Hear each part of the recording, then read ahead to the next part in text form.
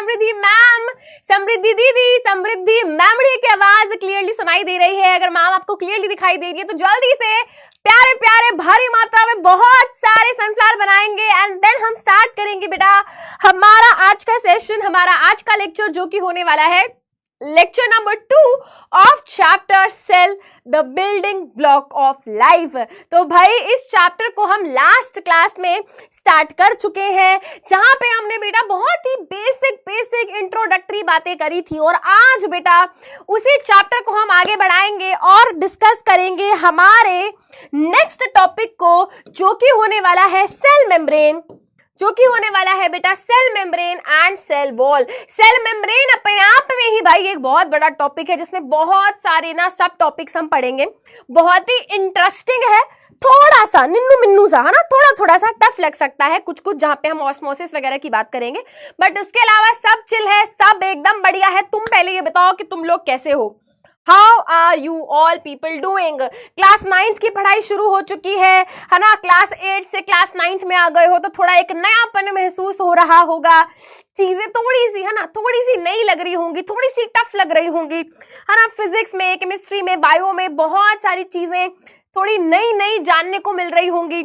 मजा तो देखो आ रहा होगा, नो डाउट है ना, नो डाउट क्लास में मजा तो आ रहा होगा, बट कहीं ना कहीं थोड़ा सा एक डर भी लग रहा होगा, यार इतना सारा है ना, ये इतना टफ है, इतने सारा सिलेबस है, कैसे होगा भाई, सब हो जाएगा है ना। मैं पहले दिन से तुम्हें लास्ट क्लास में भी यही समझा रही थी, सब कुछ बेटा बहुत आसानी से हो जाएगा जब तक तुम कंसिस्टेंटली काम करते रहोगे।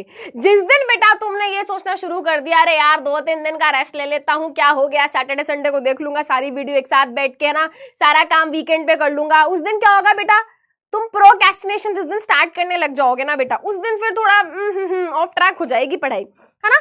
मैं बार बार यही समझा रही हूँ बेटा तुमको, क्योंकि मैंने देखा है यार बहुत सारे बच्चे क्लास 10th में स्ट्रगल करते हैं, क्योंकि वो बोलते हैं मैम 9th को हमने बहुत लाइटली लिया था, बहुत हल्के में लिया था है ना, और हमने वो आदत नहीं डाली पढ़ाई वाली, और बोर्ड्स क्लास के लिए तो देखो वो आदत डेवलप हो जानी चाहिए।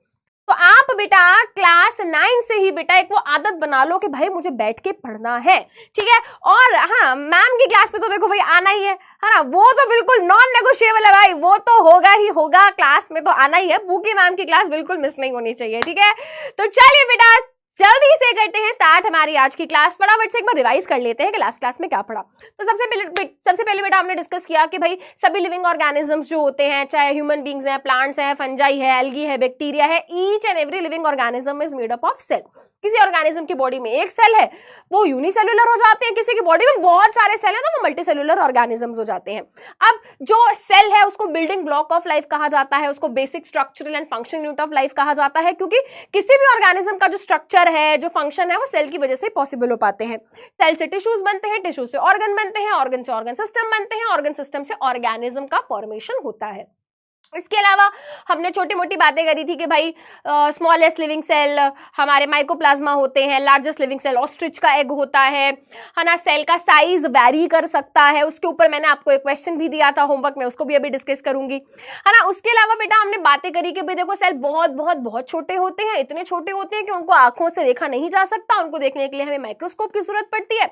माइक्रोस्कोप अलग अलग तरीके के हो सकते हैं, सभी माइक्रोस्कोप में एक चीज कॉमन होती है, उनमें लेंस लगा होता है, जिसकी वजह से चीजें मैग्नीफाई हो पाती हैं। अब हमने थोड़ा बहुत माइक्रोस्कोप के बारे में डिस्कशन करी थी कि भाई सिंपल माइक्रोस्कोप हो सकते हैं, कंपाउंड माइक्रोस्कोप हो सकते हैं, किसी में एक लेंस होता है, किसी में बहुत सारे लेंस को कंबाइन किया जाता है। तो ये सारी जनरल डिस्कशन हुई थी, और हमने जब क्लास खत्म करी तो मैंने आपको एक ओवरव्यू दिया था कि जो सेल होता है उसमें डिफरेंट पार्ट्स होते हैं। जैसे कि अगर आपको याद हो तो मैंने आपको बताया था कि हर सेल के पास, चाहे प्लांट का सेल है, चाहे एनिमल का सेल है, चाहे फंजाई का सेल है, कोई भी सेल है, हर सेल के पास अपनी एक बाउंड्री वॉल होती है, जिसको हमने क्या नाम दिया था, सेल मेम्ब्रेन या फिर प्लाज्मा मेम्ब्रेन। आज इसी सेल मेम्ब्रेन और प्लाज्मा मेम्ब्रेन के बारे में हमें पढ़ना है। अब कुछ सेल्स बेटा मैंने आपको बताया था भाई, कुछ सेल्स ऐसे होते हैं जिनके पास इस सेल मेम्ब्रेन के अलावा भी बाहर की तरफ एक और एक्स्ट्रा कवरिंग होती है, और इस एक्स्ट्रा कवरिंग को बेटा हमने क्या नाम दिया था, इस एक्स्ट्रा कवरिंग को हमने नाम दिया था सेल वॉल।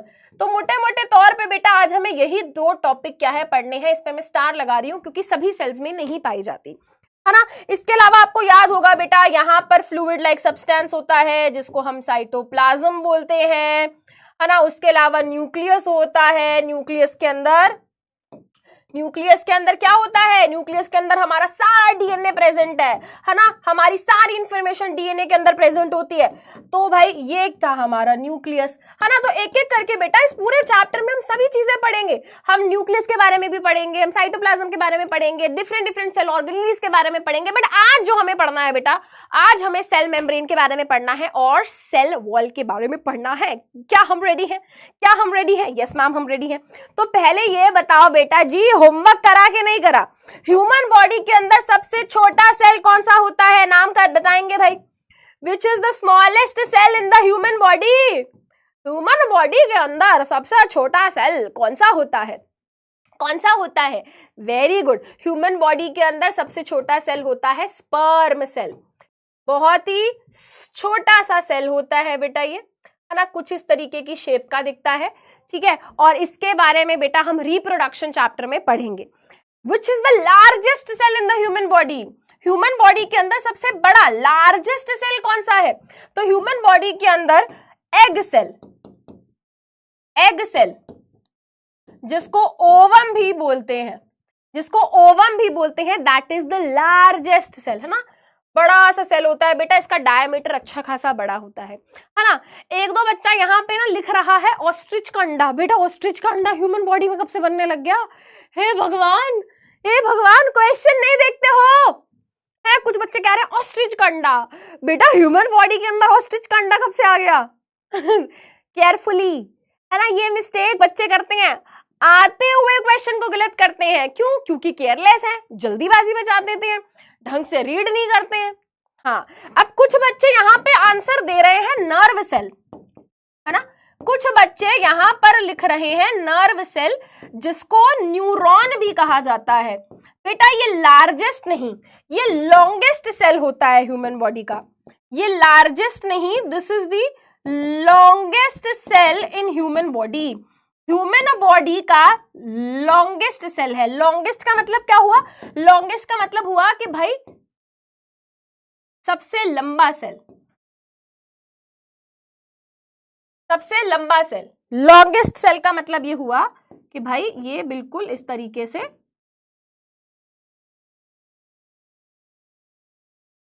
ना, लंबा सा सेल है, ठीक है। ओके, चलिए बेटा, तो इसी के साथ आगे बढ़ते हैं, आज की क्लास स्टार्ट करते हैं, ठीक है। चलिए, सो हम सबसे पहले स्टार्ट कर रहे हैं बेटा किसके साथ? सेल मेम्ब्रेन के साथ।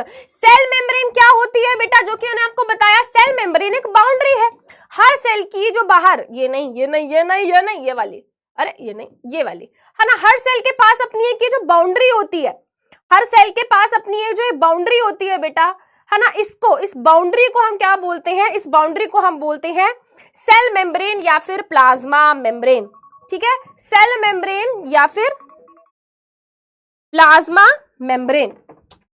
चलो मैं यहाँ पे थोड़ा सा चैट बंद करूंगी गाइस, है ना, सो दैट आप सभी मेरी बातें ध्यान से सुने, सारी बातें आप ध्यान से सुने। जो यहाँ पर बेटा बोर्ड पे लिखा हुआ है, ये एग्जैक्ट एनसीईआरटी की लाइंस हैं, जिनको मैंने क्या कर दिया है बेटा? समराइज कर दिया है, क्रिस्प कर दिया है, बुलेट पॉइंट्स में कन्वर्ट कर दिया है। क्लास 9th में बच्चों की बहुत ज्यादा ये डाउट रहते हैं कि मैम नोट्स कैसे बनाने हैं, और खासकर बेटा बायोलॉजी में तो नोट्स आप जरूर बनाएंगे तो आपको बहुत हेल्प मिलेगी, क्योंकि आखिरी मोमेंट पे आप बैठ के पूरी किताब नहीं पढ़ सकते हो गाइज, ठीक है। और गाइज मैं आपको बताऊं, देखो गाइज, मैंने तो किताब भी खरीद ली है गाइज। देखो गाइज, क्या आपने किताब खरीद ली? मुझे नहीं पता, बट मैंने तो खरीद ली गाइस, क्योंकि मेरे को तो भाई किताब चाहिए, है ना।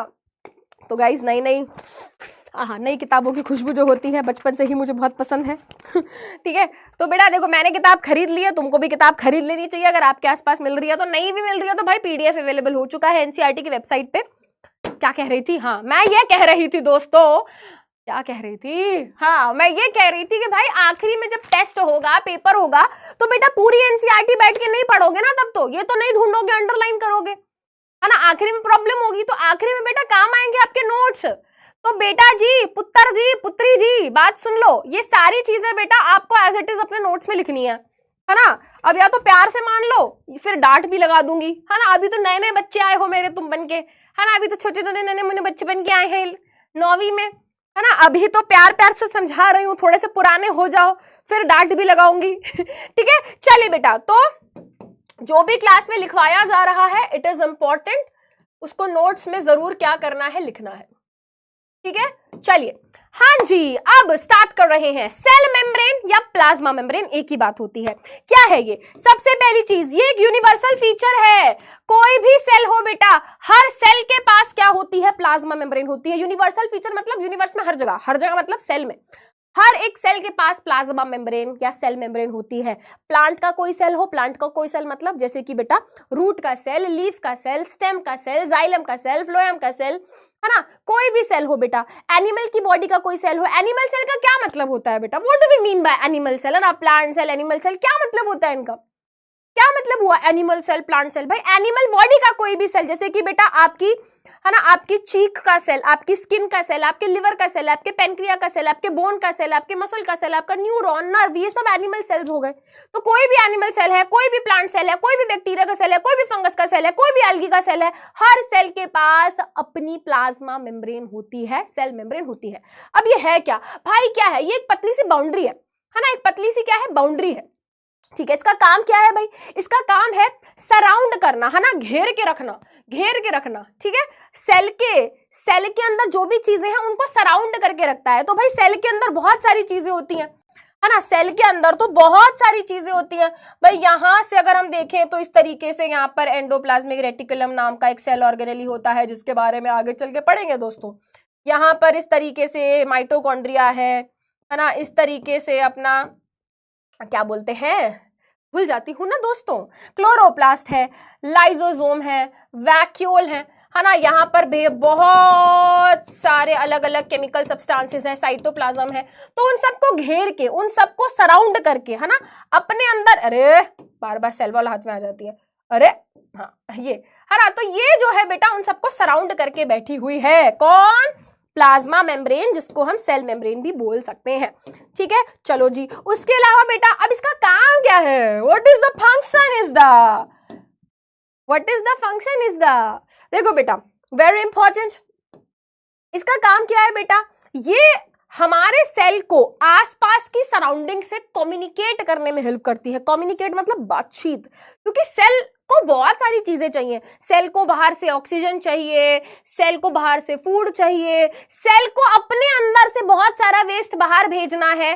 तो भाई सराउंडिंग से क्या करनी है? कम्युनिकेशन जो करनी है, एनवायरनमेंट में जो कम्युनिकेशन करना है, उसमें कौन हेल्प करता है बेटा? ये हेल्प करती है। उसके अलावा बेटा, उसके अलावा ये प्रोटेक्शन देती है ना, हमारे अंदर के जो भी कंपोनेंट्स हैं, सेल के अंदर जो भी चीजें पाई जा रही है उनको प्रोटेक्ट करती है। तो साइटोप्लाज्म को, सेल ऑर्गेनेलीज को, न्यूक्लियस को ये क्या कर रही है? प्रोटेक्शन देने का काम कर रही है ना। चलो जी, अब यहां पर बेटा आ जाता है बहुत इंपॉर्टेंट पॉइंट। हमारी जो प्लाज्मा मेम्ब्रेन होती है वो सेलेक्टिवली परमिएबल होती है। देखो बेटा, परमिएबल, सेलेक्टिव का मतलब मैं बता दूंगी, परमिएबल का मतलब समझो। परमिएबल शब्द आया है परमिशन से, परमिएबल शब्द आया है परमिशन से। तो जैसे कि दोस्तों आपके स्कूल में अलग अलग पीरियड्स लगते हैं, है ना, फिर पीटी का पीरियड लगता है। अब पीटी का पीरियड खत्म होने के बाद बच्चे भागते हैं, है ना, बहुत सारे बच्चे रिलेट करेंगे यहाँ पे, है ना। बच्चे क्या करते हैं? बच्चे डायरेक्ट क्लास में नहीं जाते, बच्चे पहले जाते हैं वाटर कूलर के पास, फिर वहां पे ऐसे ऐसे करके पानी पीते हैं। हमारे टाइम पे बेटा ऐसे ऐसे करके पानी पीते थे। हमारे टाइम पे बेटा वो ग्लास व्लास नहीं होते थे ना, वाटर कूलर होता था और उसमें क्या चिल्ड पानी आता था गर्मियों के दिनों में, याद ही आ गया, ठीक है। अब क्या होता है बेटा, वो वाटर कूलर में पानी पीने जाएंगे, फिर सोचते हैं चलो वॉशरूम चले जाते हैं। अब चलो वॉशरूम आ गए हैं तो मुंह धो लेते हैं, बाल सेट कर लेते हैं, अरे कैंटीन से ये ले लेते हैं, वो ले लेते हैं। तो होता क्या है बेटा, घूमते फिरते 15 मिनट बर्बाद कर दिए हैं। फिर उनको याद आता है अरे यार अब क्लास में चले जाते हैं, नहीं तो डांट पड़ेगी। अब वो क्या करते हैं बेटा, अब वो पहुंचते हैं क्लास में। अब आधी से ज्यादा क्लास क्या है बेटा, आधी से ज्यादा क्लास में बैठी हुई है। कुछ बच्चे बंडराते हुए आखिरी में आए हैं 15-20 मिनट वेस्ट करने के बाद। अब टीचर वहां पे पढ़ा रही है, अब वो बच्चा गेट पे खड़े होके क्या बोलता है, मैम मे आई कम इन। और फिर मैम क्या कहती है, कहाँ थे, क्या कर रहे थे, अब क्या जरूरत है अंदर आने की, बाहर ही रहो, है ना। तो क्या होता है बेटा, उनको परमिशन नहीं मिलती, मैम उनको अंदर आने की परमिशन नहीं देती है ना, मैम उनको परमिशन नहीं देती है। अब इसी में मान लो बेटा कोई लड़की थी, है ना, वो भी आई थोड़ी देर बाद, फिर मैम ने उससे पूछा कहाँ गई थी? फिर उसने कहा मैम मैं तो स्टाफ रूम में गई थी, उन वाली मैम ने नोटबुक रखने के लिए कहा था। तो कहती है ठीक है आ जाओ, कम इनसाइड। वो वाला बच्चा कह रहा है मैम मुझे भी आने दो, उसको एंट्री नहीं मिल रही, वो बाहर ही खड़ा है परमिशन में उसको परमिशन ही नहीं मिल रही बेटा, उसको पनिशमेंट मिल गई है, तू बेटा बाहर ही रह, तेरे को नहीं मिलेगी परमिशन। तो यहाँ पे अब मैम ने क्या किया, मैम ने सेलेक्टिव चीजों को देखा कि भाई तुम ठीक लग रही हो, तुम अंदर आ जाओ, ये तो नालायक है, इसको तो बाहर ही छोड़ दूंगी मैं, है ना। तो दिस हैपेंस। अब बहुत सारी चीजें हैं बेटा जो सेल के अंदर आने की कोशिश कर रही हैं। मान लो बेटा ये क्या है, ये अपना सेल है, तो बहुत सारे बेटा ऐसे सब्सटेंसेस हैं जो सेल के अंदर आना चाहते हैं। जैसे कि मान लो ये क्या है, ये ऑक्सीजन गैस है ना, ये सेल के अंदर आना चाह रही है, तो प्लाज्मा मेम्ब्रेन इसको परमिशन दे देगी कि आ जा बहन आ जा, कोई दिक्कत नहीं है, कोई दिक्कत नहीं है बहन आ जा। बट मान लो बेटा बाहर कोई खतरनाक सा बैक्टीरिया है, बाहर मान लो बेटा, ये तो पिंक कलर का पूकी बैक्टीरिया बना दिया मैम ने, पूकी बैक्टीरिया, ठीक है, बाहर कोई बैक्टीरिया है। अब ये कह रहा है मे आई कम इन, प्लाज्मा मेम्ब्रेन नहीं देगी ना बेटा इसको परमिशन, ये बेचारा बाहर ही रह जाएगा, ये अंदर आ नहीं पाएगा। तो कहने का मतलब ये है बेटा, हमारी प्लाज्मा मेम्ब्रेन कुछ चीजों को परमिशन दे देती है, कुछ चीजों को परमिशन नहीं देती, यानी कि ये सेलेक्ट करती है। कुछ सेलेक्टिव चीजें, सेलेक्टिव मतलब कुछ चीजों को ही परमिशन मिलती है, कुछ चीजों को ही परमिशन मिलती है। तो ऐसा नहीं है कि प्लाज्मा मेम्ब्रेन हर चीज को अंदर जाने देती है, नो, प्लाज्मा मेम्ब्रेन हर चीज को अंदर नहीं जाने देती, वो सेलेक्टिव है, वो कुछ चीजों को ही अलाउ या परमिट, अलाउ करती है, परमिशन देती है, एंट्री और एग्जिट। कुछ ही चीज होती है बेटा जो उसके आर पार जा सकती हैं, कुछ सेलेक्टिव चीजें ही है बेटा जो प्लाज्मा मेम्ब्रेन को पार करके अंदर जा सकती हैं, कुछ सेलेक्टिव चीजें ही है बेटा जो अंदर से प्लाज्मा मेम्ब्रेन को पार करके बाहर जा सकती है, ठीक है। तो ये सेलेक्टिवली परमिएबल है, कुछ सेलेक्टिव चीजों को ही अलाउ करती है एंट्री या एग्जिट करना from in and out of the cell. ये बात समझ आ गई दोस्तों, ठीक है, आगे बढ़ते हैं। अब हम बात करेंगे स्ट्रक्चर ऑफ सेल मेम्ब्रेन की, प्लाज्मा मेम्ब्रेन का स्ट्रक्चर कैसा होता है, ठीक है। ये जो आपको मैंने यहाँ पे गोल ऐसे बना के दिखा दिया है ना, जब हम माइक्रोस्कोप में देखते हैं ना, जब हम किसी नॉर्मल से सस्ते वाले माइक्रोस्कोप में देखते हैं बेटा, तो देखो ये प्लाज्मा मेम्ब्रेन कुछ इस तरीके की दिखेगी आपको। देखो ये क्या है, ये बाउंड्री जो है बेटा, देखो है ना, ये बाउंड्री जो है बेटा, है ना, ये जो आपको दिख रही है, बल्कि मुझे और पतली बनानी चाहिए,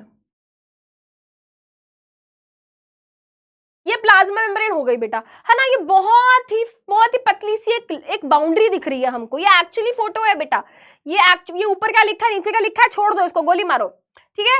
यहाँ पे देखो बेटा ये बहुत पतली सी दिख रही है, बट जैसा कि मैंने आपको बताया था हमारे पास बहुत ही हाई एंड माइक्रोस्कोप्स होते हैं जो बहुत ही महंगे होते हैं। बताओ बेटा कौन से वाले बताओ बेटा कौन से वाले माइक्रोस्कोप की बात कर रही हूं मैं,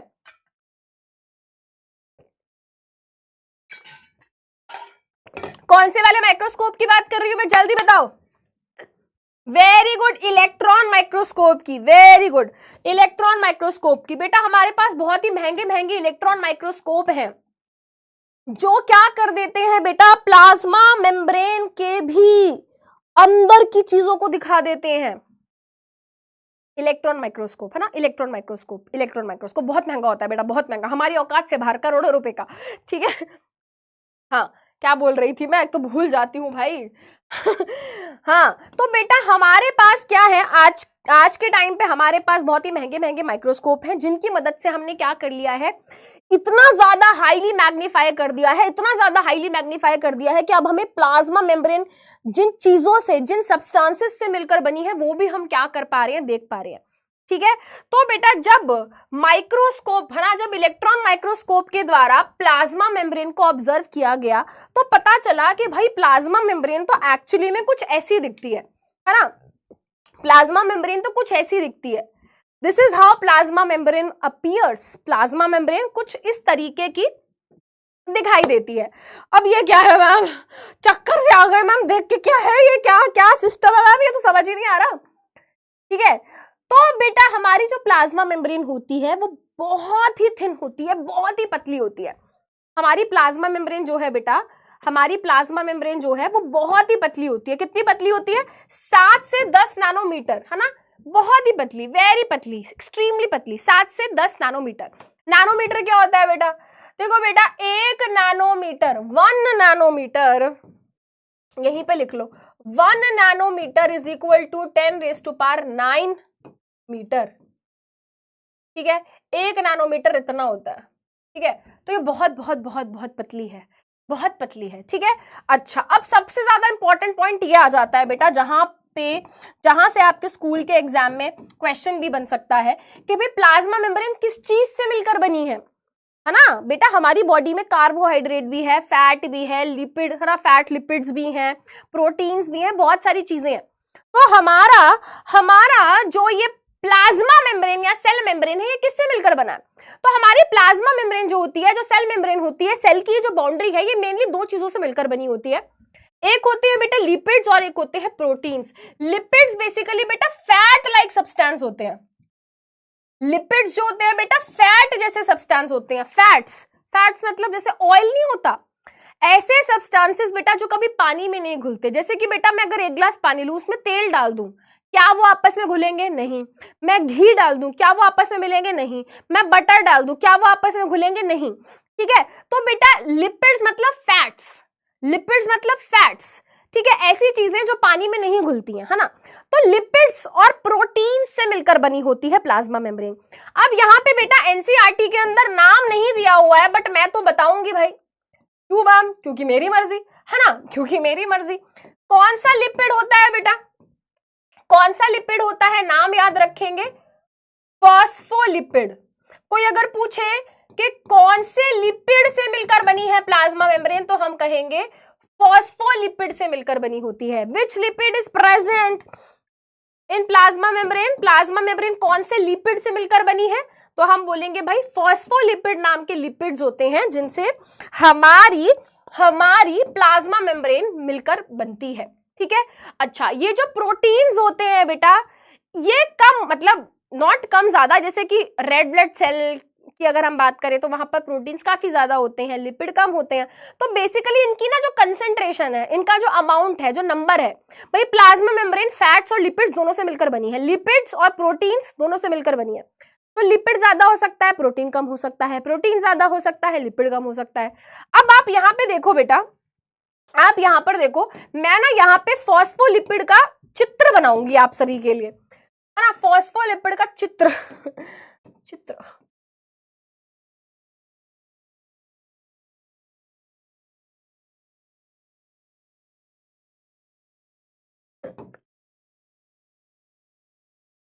ठीक है। एक फॉस्फोलिपिड कुछ इस तरीके का दिखता है, एक फॉस्फोलिपिड बेटा कुछ इस तरीके का दिखता है। This is how phospholipid look like. अब ये एक फॉस्फोलिपिड है बेटा, ये एक सिंगल फॉस्फोलिपिड है, ये एक सिंगल फॉस्फोलिपिड है।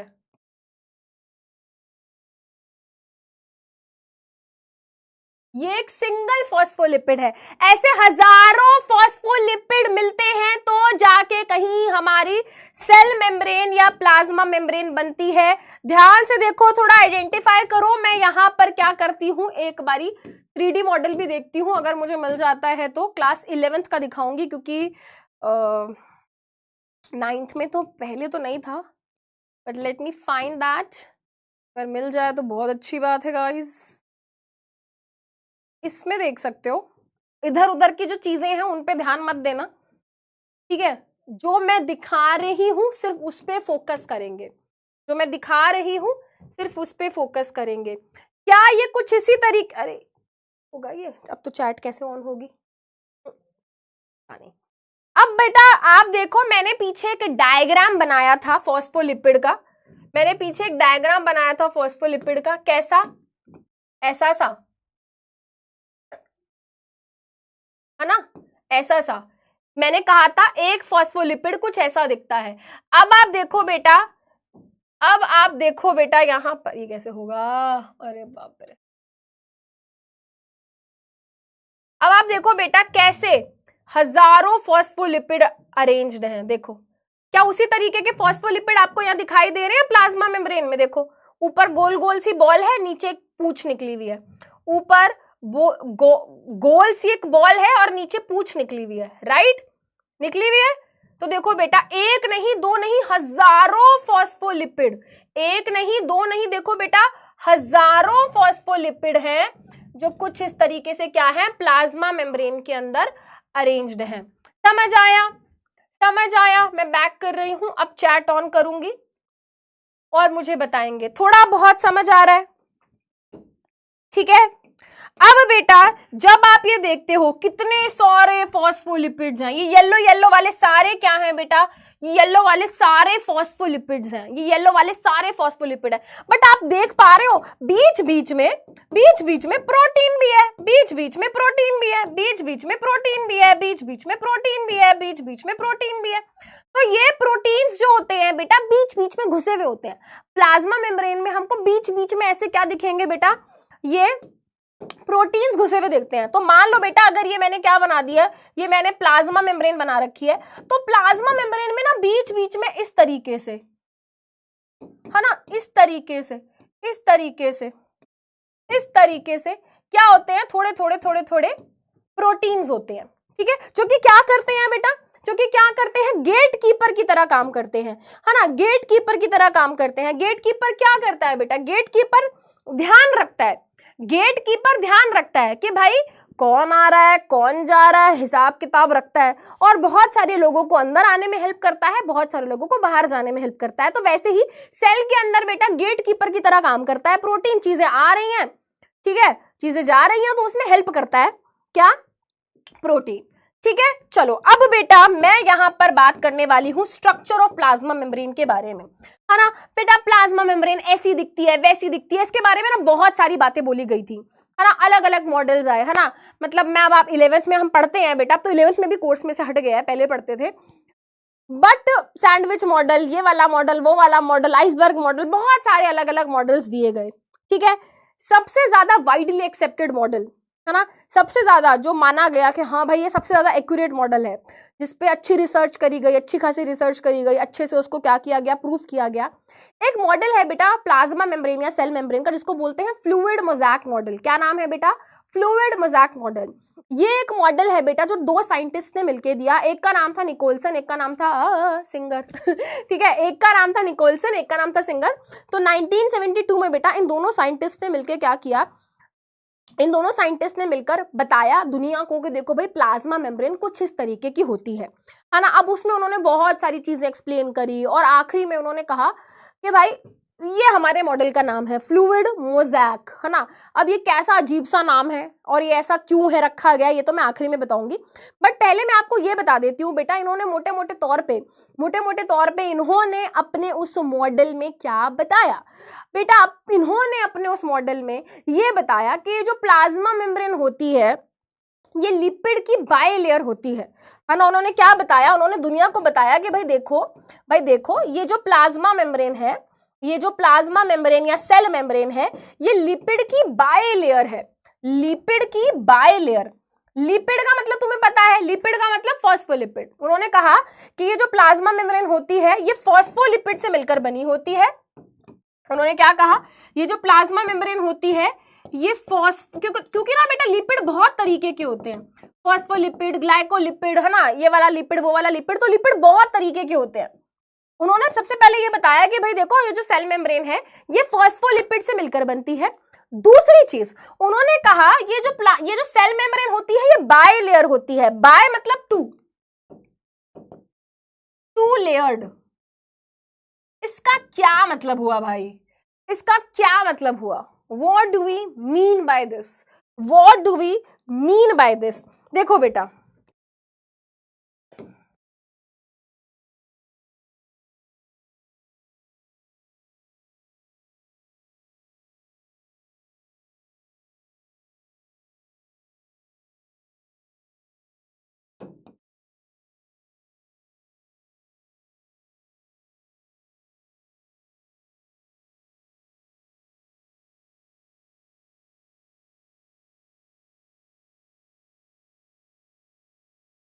ठीक है, ये एक लेयर बन गई बेटा, ये एक लेयर बन गई, है ना, ये क्या बन गई बेटा, ये एक लेयर बन गई, लेयर 1, ठीक है। अब देखो ध्यान से देखना,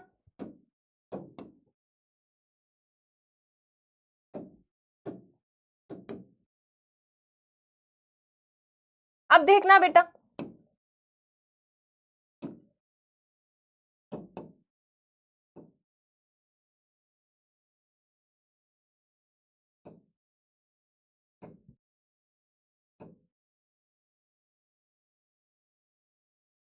अरे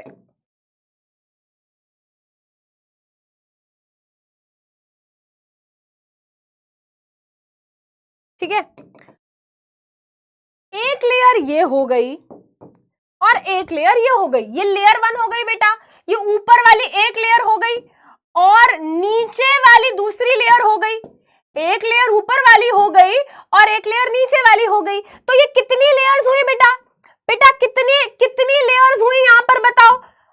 फॉस्फोलिपिड की कितनी लेयर्स हुई? ये एक फॉस्फोलिपिड की लेयर 1 और ये फॉस्फोलिपिड की लेयर 2। Very good. तो यहां पर क्या हो गई? हाँ, स्मार्ट वर्क बेटा, स्मार्ट तो देखो बनना पड़ता है बेटा, ऐसे कैसे काम चलेगा बेटा जीवन में? बेटा दुनिया बड़ी बेकार है। मैगी दिख रही है कुछ बच्चों को, खा लो थोड़ी सी, एक काम करो। 2 है, ठीक है, क्योंकि 2 लेयर है बेटा किसकी? फॉस्फोलिपिड की, क्योंकि 2 लेयर है फॉस्फोलिपिड की, इसीलिए इसको बोलते हैं लिपिड बायलेयर। इसीलिए इसको क्या बोलते हैं?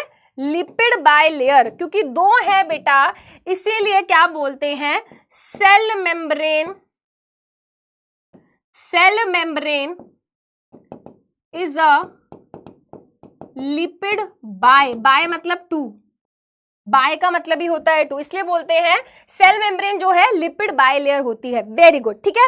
अब देखो बेटा, एनसीईआरटी के अंदर, अगर आपके पास एनसीईआरटी है नहीं है मुझे नहीं पता, बट मैं बता देती हूँ, एनसीईआरटी के अंदर कुछ बातें लिखी हुई हैं कि हेड जो होता है वाटर लविंग होता है, जो टेल है ना, जो टेल है वो वाटर रिपेलिंग होती है। अब ये सब क्या है? ध्यान से सुनेंगे, ध्यान से सुनेंगे। बेसिकली उन्होंने फॉस्फोलिपिड का नाम नहीं लिया, बट फॉस्फोलिपिड का स्ट्रक्चर डिस्क्राइब कर दिया है। एनसीईआरटी में बेटा जब ये टॉपिक पढ़ोगे आप, तो क्या करा है, उन्होंने नाम नहीं लिया फॉस्फोलिपिड, बट उन्होंने उसका स्ट्रक्चर बता दिया है। अब देखो बेटा, इसी को मैं थोड़ा सा बड़ा करके यहाँ पे बनाऊंगी, ठीक है, इसी को बेटा, इसी स्ट्रक्चर को मैं थोड़ा बड़ा करके बनाऊंगी और ध्यान से अब आप देखोगे, ठीक है। ये हमने क्या बना दिया, देखो बेटा, अब फॉस्फोलिपिड का जो स्ट्रक्चर है ना, कि हमने क्या कहा, हमारी प्लाज्मा मेम्ब्रेन लिपिड्स, बहुत सारे हजारों लिपिड से मिलकर बनी है। कौन सा? अरे ये क्या हो गया, खून की नदियां बह गई। हाँ, हमने क्या कहा, हमने कहा कि भाई जो हमारी प्लाज्मा मेम्ब्रेन है, जो सेल मेम्ब्रेन है, वो हजारों लिपिड से मिलकर बनी है। भाई कौन से वाले लिपिड? फॉस्फोलिपिड से मिलकर बनी है। अब एक फॉस्फोलिपिड कैसा होता है, एक फॉस्फोलिपिड का स्ट्रक्चर कैसा है? अगर मैं फॉस्फोलिपिड को देखूं तो वो 2 पार्ट से मिलकर बना है बेटा। एक फॉस्फोलिपिड जो होता है वो 2 पार्ट्स से मिलकर बनता है। एक फॉस्फोलिपिड 2 पार्ट्स से मिलकर बनता है। एक तो बेटा ऊपर ये जो गोल गोल बॉल जैसा पार्ट होता है ना, ऊपर बेटा ये जो गोल गोल बॉल जैसा पार्ट होता है ना, ये जो गोल गोल बॉल जैसा पार्ट होता है, इसको हम क्या बोलते हैं? इसको हम बोलते हैं कि भाई ये तो फॉस्फोलिपिड का हेड है। क्या बोलते हैं? ये तो फॉस्फोलिपिड का हेड है, ठीक है। और बेटा फॉस्फोलिपिड पे ये जो मैंने नीचे येलो येलो सा पार्ट बनाया है, इसको क्या बोलते हैं? इसको बोलते हैं ये फॉस्फोलिपिड की टेल है। क्या बोलते हैं? ये फॉस्फोलिपिड की टेल है, ठीक है। तो फॉस्फोलिपिड 2 पार्ट से मिलकर बना है, एक होता है हेड, एक होती है टेल। तो बेसिकली अब ये 11th में पढ़ाते हैं, वैसे तो हम के यहाँ पे ना बहुत सारा फॉस्फोरस होता है, हेड में ना बहुत सारा फॉस्फोरस होता है, इसीलिए इसका नाम फॉस्फोलिपिड है ना। बट छोड़ो, वो सब बात छोड़ो तुम। अब बेटा एनसीईआरटी के अंदर इनके नेचर के बारे में बताया गया है। एनसीईआरटी के अंदर बेटा इनके नेचर के बारे में बताया गया है। नेचर को क्या बताया है भाई? यहाँ पर ये बताया है कि जो हेड रीजन होता है, जो हेड रीजन होता है फॉस्फोलिपिड का, उसको पानी बहुत पसंद है ना, वो पानी, उसको पानी बहुत पसंद है। वाटर लविंग या वाटर अट्रैक्टिंग, क्या बोलेंगे बेटा? हम क्या बोलेंगे? हेड को पानी बहुत पसंद होता है, वाटर लविंग, या फिर इसको बोलते हैं वाटर अट्रैक्टिंग। वाटर लविंग या फिर वाटर अट्रैक्टिंग, इसको पानी के आसपास रहना बहुत पसंद है है ना, आसपास पानी होगा, इसको बड़ा मजा आएगा, wow water, wow water, wow water, ठीक है। बट ये जो टेल है ना, no no, I don't like water, water दूर रहो, वाटर मुझसे दूर रहो, मुझसे वाटर दूर रहो, दूर रहो, वाटर मुझे मेरे पास मत आना, वाटर मेरे से दूर रहो। तो टेल को पानी बिल्कुल नहीं पसंद, टेल को बेटा पानी बिल्कुल भी नहीं पसंद, दूर रहना चाहता है। तो टेल को हम क्या बोलते हैं, टेल का नेचर कैसा होता है, टेल का नेचर होता है वाटर रिपेलिंग। रेपेल का मतलब समझते हो ना बेटा, अट्रैक्ट और रिपेल, अट्रैक्ट और रिपेल, अट्रैक्ट और रिपेल मतलब समझते हो, वेरी गुड, है ना। अट्रैक्ट मतलब एक दूसरे के पास आना चाहते हैं, रिपेल मतलब एक दूसरे से दूर जाना चाहते हैं। तो टेल को भाई पानी बिल्कुल नहीं पसंद, ठीक है। अब एनसीईआरटी के अंदर बेटा टर्म नहीं दिया है, बट मैं तो लिख के बताऊंगी क्योंकि मेरी मर्जी, हा हा हा, ठीक है बेटा। अगर कोई भी चीज बेटा पानी को पसंद नहीं कर रही है ना, पसंद नहीं कर रही है पानी को, तो हम बोलते हैं हाइड्रोफोबिक। हाइड्रोफोबिक, हाइड्रो मतलब वाटर, फोबिया मतलब डर, नहीं नहीं नहीं नहीं नहीं नहीं नहीं नहीं नहीं, है ना। तो बेटा वाटर बिल्कुल पसंद नहीं कर रही, वाटर से दूर जाना चाहती है। तो ऐसी कोई भी चीज जो पानी को बिल्कुल नहीं पसंद करती, हम बोल देते हैं हाइड्रोफोबिक। फोबिक से याद रखेंगे फोबिया, फोबिया मतलब डर, दूर रहो भाई मुझसे तो, ठीक है। और ऐसी कोई भी चीज बेटा जिसको पानी पसंद है, पानी के साथ मिलजुल के रहना चाहती है ना, हर उस चीज को बोल देते हैं हाइड्रोफिलिक। हर उस चीज को बोल देते हैं बेटा हाइड्रोफिलिक, हर उस चीज को बोल देते हैं हाइड्रोफिलिक। हाइड्रो का मतलब होता है पानी, ठीक है। इतनी बात समझ आ गई, इतनी बात समझ आ गई। अब एनसीईआरटी के अंदर बेटा एक लाइन लिखी हुई है कि हमारे जो फॉस्फोलिपिड्स होते हैं, उनके जो हेड होते हैं वो अरेंज्ड होते हैं टुवर्ड्स आउटसाइड, और जो टेल्स होती हैं वो अरेंज्ड होती हैं इनसाइड। अगर आप इमेजिन करो कि ये कोई सेल है ना, अगर आप इमेजिन करो बेटा ये क्या है, कोई सेल है इस तरीके से, और ये उसकी प्लाज्मा मेम्ब्रेन है, ये क्या है बेटा, उसकी प्लाज्मा मेम्ब्रेन है। तो देखो बेटा प्लाज्मा मेम्ब्रेन बाहर की तरफ और अंदर की तरफ, आप ये देखो बेटा यहाँ पर ढेर सारा साइटोप्लाज्म होगा, साइटोप्लाज्म में बहुत सारा पानी है। तो ये सारे हेड क्या है बेटा, उस पानी के साथ कांटेक्ट में है। सेल के बाहर भी बेटा यहाँ पर भी बहुत सारा पानी होगा, तो यहाँ पर हेड जो है देखो पानी के कांटेक्ट में है। बट ये जो टेल है बेटा ये बिल्कुल भी क्या है, पानी के कांटेक्ट में नहीं आ रही है। अगर आपके पास एनसीईआरटी है ना, अगर आपके पास एनसीईआरटी है तो मैं आपको पेज नंबर बता देती हूँ, है ना, मैं आपको पेज नंबर बता देती हूँ गाइस। पेज नंबर 12 लास्ट में बेटा एक पॉइंट लिखा हुआ है, मेम्ब्रेन हैज लिपिड्स, ठीक है, बाय लेयर। बाय लेयर मतलब दो लेयर होती है फैट मॉलिक्यूल्स की। कौन सा फैट, फॉस्फोलिपिड वाला फैट, ठीक है, जिसमें कि वाटर अट्रैक्टिंग हेड्स जो होते हैं, जिस हेड को क्या है वाटर पसंद है, वो आउटसाइड, टुवर्ड्स आउटसाइड, और जो वाटर रिपलिंग टेल है वो टुवर्ड्स इनसाइड, ठीक है। तो बेटा मैं यहां पर लिख भी देती हूं, ठीक है, water attracting heads towards outside, ठीक है।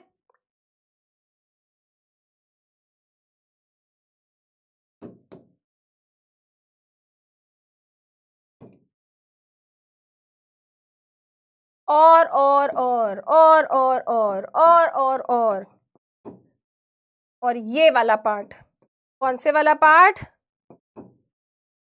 ये वाला पार्ट, ये टेल वाला part,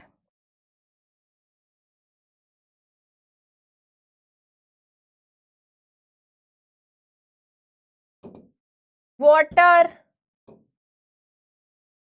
repelling tail towards inside, ठीक है। यहां से बेटा क्या हुआ, यहां से हमारा फ्लूइड मोज़ैक मॉडल का जो उन्होंने बखान किया था कि भाई ऐसी होती है वैसी होती है, वो खत्म हुआ। ठीक है, तो उन्होंने दुनिया को बताया कि भाई देखो प्लाज्मा मेम्ब्रेन या सेल मेम्ब्रेन कुछ ऐसी दिखती है, वो हजारों छोटे छोटे फॉस्फोलिपिड के मॉलिक्यूल से मिलकर बनी है। बीच बीच में क्या होते हैं, प्रोटीन्स होते हैं।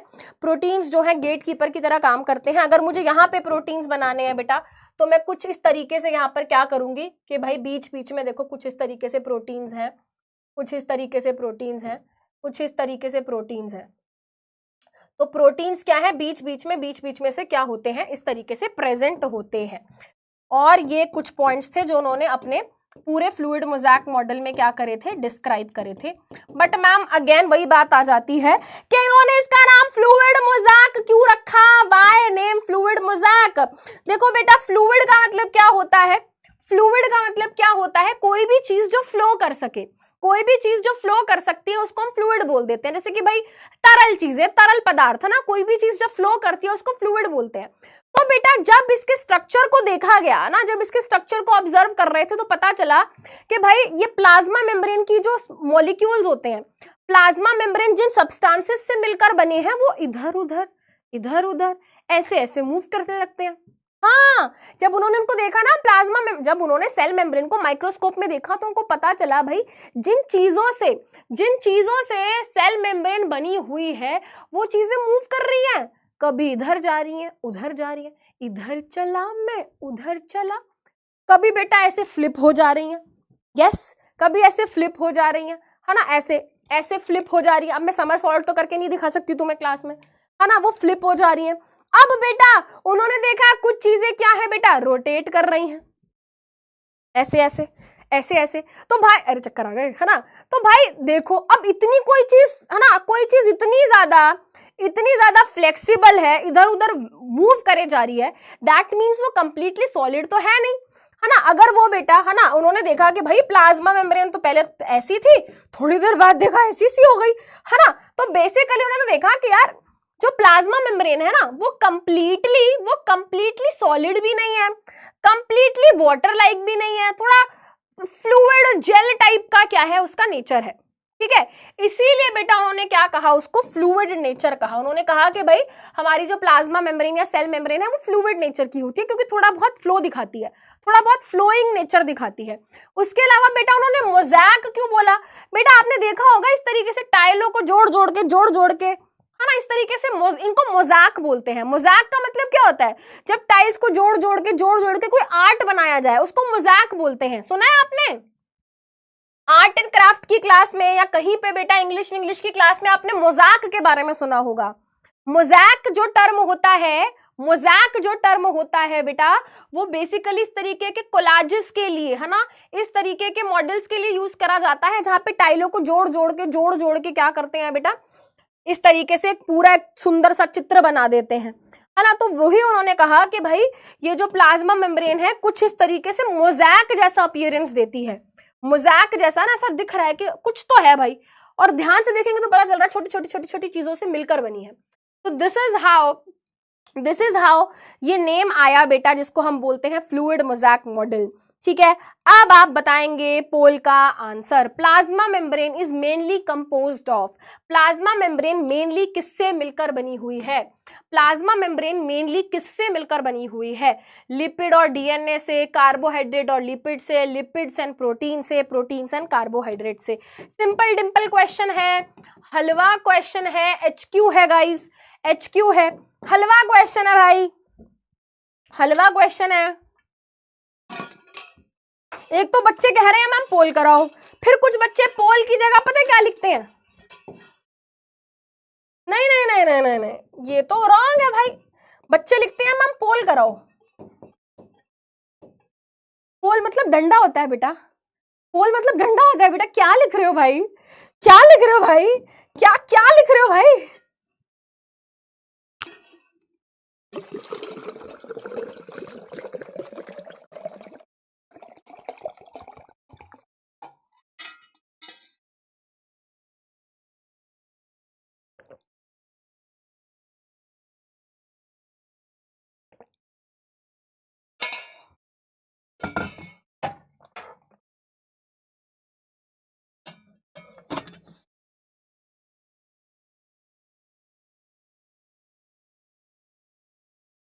हाँ जी, तो वेरी सिंपल, हमारी plasma membrane, cell membrane lipids and protein से मिलकर बनी होती है। और अब तो हम ये भी जान गए हैं कौन से lipid, phospholipid. Answer option C हो गया।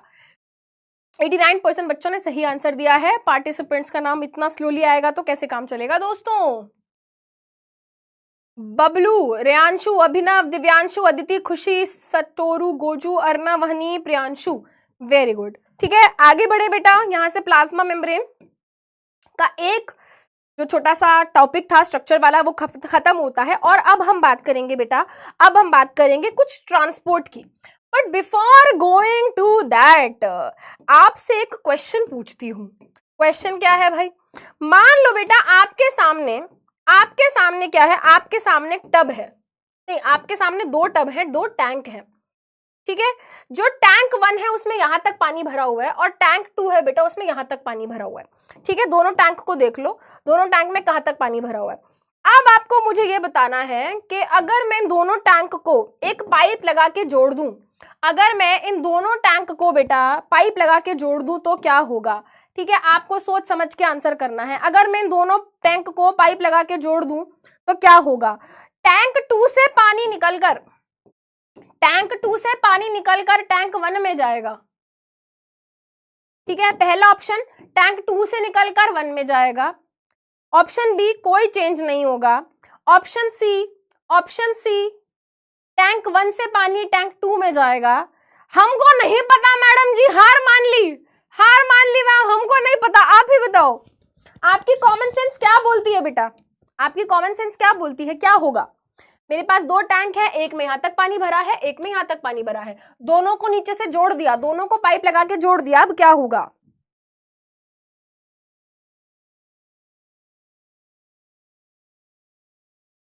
हाँ बिल्कुल, ये तो ऑब्वियस सा रीजन है ना।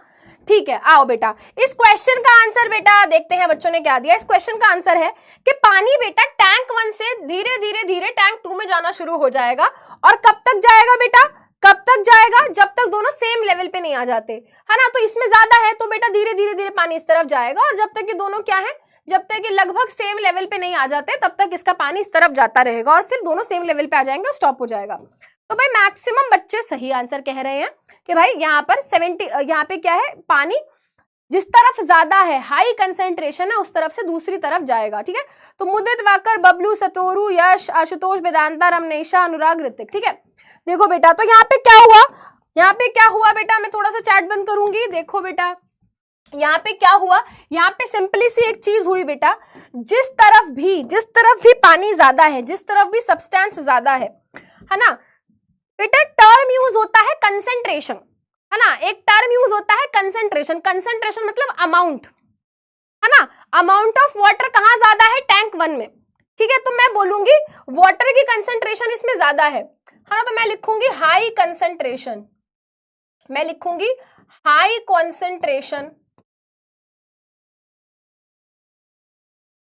Of water. ठीक है, कंसेंट्रेशन मतलब अमाउंट ज्यादा पानी इधर है। ठीक है, इधर क्या है बेटा, पानी की कंसेंट्रेशन कम है, पानी का अमाउंट कम है, तो लो कंसेंट्रेशन ऑफ वाटर। तो यहां पे क्या हुआ, पानी अपनी हाई कंसेंट्रेशन वाली साइड से लो कंसेंट्रेशन वाली साइड चला गया, पानी अपनी हाई कंसेंट्रेशन वाली साइड से अपनी लो कंसेंट्रेशन वाली साइड क्या है बेटा, चला गया। और ऐसा ही होता है बेटा, ऐसा ही होता है ना। ये नॉट ह्यूमन नेचर बेटा, ये हमारा ये यूनिवर्सल नेचर है बेटा, है ना, ये यूनिवर्सल नेचर है। अगर यहाँ पे उल्टा होता कि टैंक 2 में पानी ज्यादा होता, यहाँ पे कम होता, तो यहां से यहां जाता। तो ये एक बेसिक लॉ है बेटा, जो आपने ऑब्जर्व किया होगा, जो आप समझते भी होंगे। अब इसी से रिलेटेड क्या है बेटा, इसी से रिलेटेड हमारी दो प्रोसेसेस हैं। एक है बेटा हमारी डिफ्यूजन और एक है ऑस्मोसिस। एक है बेटा हमारी डिफ्यूजन और एक है ऑस्मोसिस, है ना। एक है डिफ्यूजन बेटा और एक है हमारी ऑस्मोसिस। अब बेटा पहले क्या होता था, जब तक आपका कोर्स नहीं बदला था, तो हम यहाँ पर बच्चों को एक्टिव, पैसिव, ट्रांसपोर्ट बहुत चीजें पढ़ाते थे ना। मैं बहुत चीजें बच्चों को पढ़ा देती थी 9th में, क्योंकि 11th में भी दोबारा पढ़नी होती थी। बट आपका क्योंकि बेटा थोड़ा कोर्स बदला है, कुछ चीजें हटी हैं, कुछ चीजें बढ़ी हैं, है ना। तो यहाँ पे बेटा एक्टिव पैसिव ये सब तो अब हम नहीं पढ़ेंगे, है ना, ये पहले मैं पढ़ाती थी बट अब हट ही गया है। तो डायरेक्टली क्या पढ़ते हैं बेटा हम, डायरेक्टली बेटा अब हम यहाँ पे क्या पढ़ेंगे कि जो सब्सटेंसेस होते हैं, है ना, जो सब्सटेंसेस होते हैं वो कैसे मूव करते हैं अक्रॉस दी प्लाज्मा मेम्ब्रेन। अब आपकी एनसीईआरटी के अंदर बेटा आपको कोई अलग से टॉपिक नहीं दिखेगा इस चीज का, बट आपको बेटा आपकी एनसीईआरटी के अंदर एक एक्टिविटी दिखेगी जहां आलू के अंदर, है ना, आलू के अंदर बेटा कुछ कुछ चेंजेस कराए जा रहे हैं। बेसिकली एक एक्टिविटी है और मैं आपको बता चुकी हूँ बेटा सारी एक्टिविटीज का जो एक डिस्कशन है वो मैं एक ही साथ एक वीडियो में रिकॉर्ड करके आपको प्रोवाइड करूंगी, है ना, क्योंकि क्लास में बेटा एक्टिविटी अगर हम डिस्कस करते हैं तो बहुत ज्यादा टाइम लगता है उसमें, ठीक है। और अभी आपने टॉपिक भी नहीं पढ़ा है ना, क्यों आप एक्टिविटी समझ पाओ। जब आप एक बारी डिफ्यूजन, ऑस्मोसिस ये सब जब आप इन टॉपिक्स को अच्छे से पढ़ लोगे, समझ लोगे, तो आपको एक्टिविटी और बेटर तरीके से समझ आएगी, ठीक है। तो अब क्वेश्चन ये आता है बेटा, how do substances move across plasma membrane. मतलब ये कि भाई मान लो अगर ये सेल है, सेल के बाहर बहुत सारे वाटर है ना, तो ये वाटर के मॉलिक्यूल्स ये कैसे अंदर एंटर करते हैं, है ना, ये कैसे अंदर एंटर करते हैं, है ना, ठीक है। अगर ये हमारा सेल है, अगर ये हमारा सेल है और मान लो भाई सेल के बाहर बहुत सारा फूड है, तो ये कौन सी प्रोसेस के द्वारा फूड सेल के अंदर एंटर करता है। या फिर उल्टा मान लो बेटा, मान लो ये सेल है, सेल के अंदर बहुत सारा वेस्ट इकट्ठा हो गया है, तो ये वेस्ट किस प्रोसेस से, किस तरीके से बेटा ये सेल के बाहर जाएगा, ठीक है। तो बेसिकली सब्सटेंसेस कैसे मूव कर रही हैं अक्रॉस का मतलब आर पार। अक्रॉस का मतलब क्या होता है बेटा, अक्रॉस का मतलब होता है आर पार, कि भाई चीजें आर पार कैसे जा रही हैं। तो बेटा जो चीजें आर पार जाती हैं, है ना, चीजें जो आर पार जाती हैं बेटा वो कई तरीके से जा सकती हैं, है ना, बहुत सारी चीजें होती हैं, एक्टिव ट्रांसपोर्ट, पैसिव ट्रांसपोर्ट में ही डिफ्यूजन और ये होता है। मतलब ये है कि बेटा बहुत तरीके हैं, बहुत सारी प्रोसेस होती है बेटा। मैं आपको नाम बता रही हूँ, आपकी एनसीईआरटी में नहीं है, बट मैं आपको बता रही हूँ बेटा, किसी चीज का साइज छोटा है, किसी चीज का साइज बड़ा है, तो छोटे साइज की चीज अलग प्रोसेस से एंटर करती है, बड़े साइज की चीज अलग प्रोसेस से एंटर करती है, ठीक है। तो बहुत सारी प्रोसेसेस होती हैं बेटा, डिफ्यूजन है, डिफ्यूजन का ही एक टाइप ऑस्मोसिस है, एक्टिव ट्रांसपोर्ट है, एंडोसाइटोसिस, एक्सोसाइटोसिस, बहुत सारी चीजें हैं। हमें केवल दो पढ़नी है ना, हमें केवल दो पढ़नी है। हमें पढ़नी है बेटा, हमें पढ़नी है डिफ्यूजन, हमें पढ़नी है बेटा क्या, डिफ्यूजन, और हमें पढ़नी है ऑस्मोसिस। दो प्रक्रिया हैं, दो प्रोसेसेस हैं जिनके द्वारा चीजें सेल के अंदर आती हैं, सेल के बाहर जाती हैं। दो प्रोसेसेस हैं जिनके द्वारा सेल की चीजें अंदर आती हैं, सेल से बाहर जाती हैं, बाहर से अंदर आती हैं, सो ऑन। दो प्रोसेसेस पढ़नी है। पहले हम क्या पढ़ेंगे बेटा, पहले हम पढ़ेंगे डिफ्यूजन, ठीक है। पहले हम पढ़ेंगे किसके बारे में, डिफ्यूजन के बारे में। डिफ्यूजन की जो प्रोसेस होती है बेटा वो आपको ना नॉर्मली कहीं पे भी ऑब्जर्व हो सकती है। कोई भी चीज बेटा जब अपनी हायर कंसेंट्रेशन वाली साइड से अपनी लोअर कंसेंट्रेशन वाली साइड भाग रही है, कोई भी चीज बेटा, कोई भी सॉलिड है, लिक्विड है बेटा, जब कोई भी सॉलिड, कोई भी बेटा सॉलिड, कोई भी लिक्विड, कोई भी गैस अपनी बेटा रीजन ऑफ हाई कंसेंट्रेशन से रीजन ऑफ लो कंसेंट्रेशन की तरफ भागती है तो हम बोलते हैं डिफ्यूजन हो गया। बेटा एक बहुत सिंपल सा एग्जांपल लेती हूँ, ठीक है। तुम सेल वेल को गोली मारो, तुम ऐसे सोचो बेटा, मान लो बेटा, है ना, मान लो बेटा मेरे पास क्या है, मान लो क्या, मेरे पास एक परफ्यूम या मिस्ट है, ठीक है। अब बेटा मैंने क्या किया, मैंने ना इस जगह पे, ये रूम इतना बड़ा है, ये रूम बहुत बड़ा है, इस बड़े से रूम में मैंने क्या किया बेटा, इस कोने में, इस बड़े से रूम में मैंने क्या किया बेटा, इस कोने में मैंने इसको स्प्रे कर दिया। तो अभी ये जो गैस निकली है बेटा ये यहां पर बहुत ज्यादा है, बट उस कोने में तो नहीं है। तो अभी ये वाला रीजन जो है बेटा, इस रीजन को, है ना, इस रीजन को मैं बोलूंगी यहां पर तो हाई कंसेंट्रेशन है परफ्यूम की, ये क्या है, हाई कंसेंट्रेशन है परफ्यूम की, बट उस कोने में परफ्यूम की कंसेंट्रेशन क्या है, कम है, उस कोने में परफ्यूम की कंसेंट्रेशन कम है। तो अब आप मुझे बताओ बेटा, ये जो परफ्यूम है ये यहीं पर रहेगा या ये लो कंसेंट्रेशन वाली तरफ भागेगा। आपके पास दो ऑप्शन है, option A remain here, option B move towards low concentration.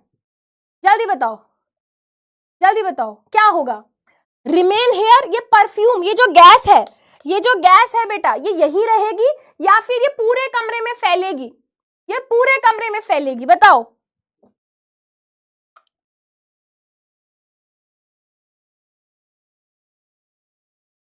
जल्दी बताओ।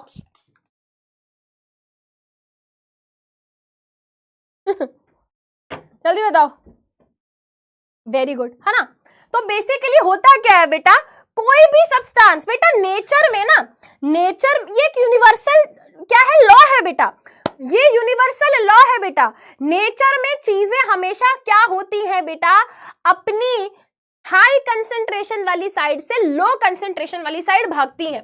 देखो बेटा, मान लो बेटा मेरे पास क्या है, मेरे पास ये एक सेल है, मेरे पास बेटा ये एक सेल है। अब ध्यान से सुनना, ठीक है। ये क्या बनाया बेटा, ये मैंने सेल का न्यूक्लियस बना दिया। अब मान लो बेटा इस सेल के बाहर यहां पर बहुत सारी ऑक्सीजन अभी क्या है, सेल के बाहर है। सेल के अंदर भी है ऑक्सीजन, बट उतनी नहीं है जितनी, है ना, उतनी नहीं है जितनी बाहर है, उतनी नहीं है जितनी बाहर है, ठीक है। तो मैं क्या बोलूंगी, ऑक्सीजन की कंसेंट्रेशन कहां ज्यादा है, ऑक्सीजन की कंसेंट्रेशन कहां ज्यादा है, ऑक्सीजन, अरे ये क्या हो रहा है पेन में, ऑक्सीजन,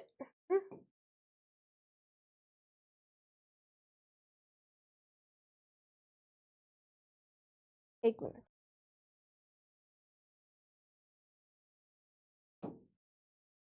हैंग हो रहा है बोर्ड, एक मिनट।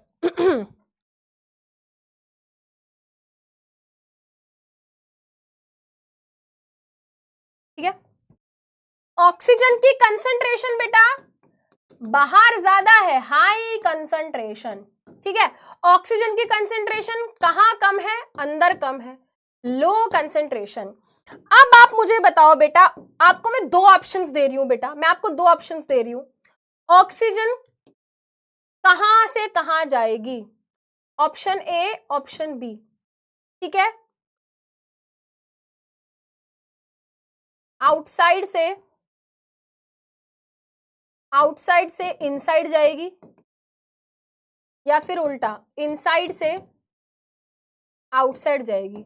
दो ऑप्शन दिए आपको, जल्दी से बताओ बेटा, दिमाग का इस्तेमाल करना, ठीक है, दिमाग का इस्तेमाल करना, जो अभी सिखाया है लॉजिक लगाना,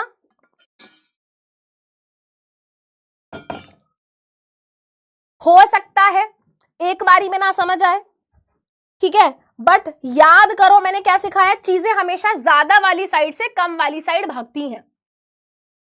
वेरी गुड,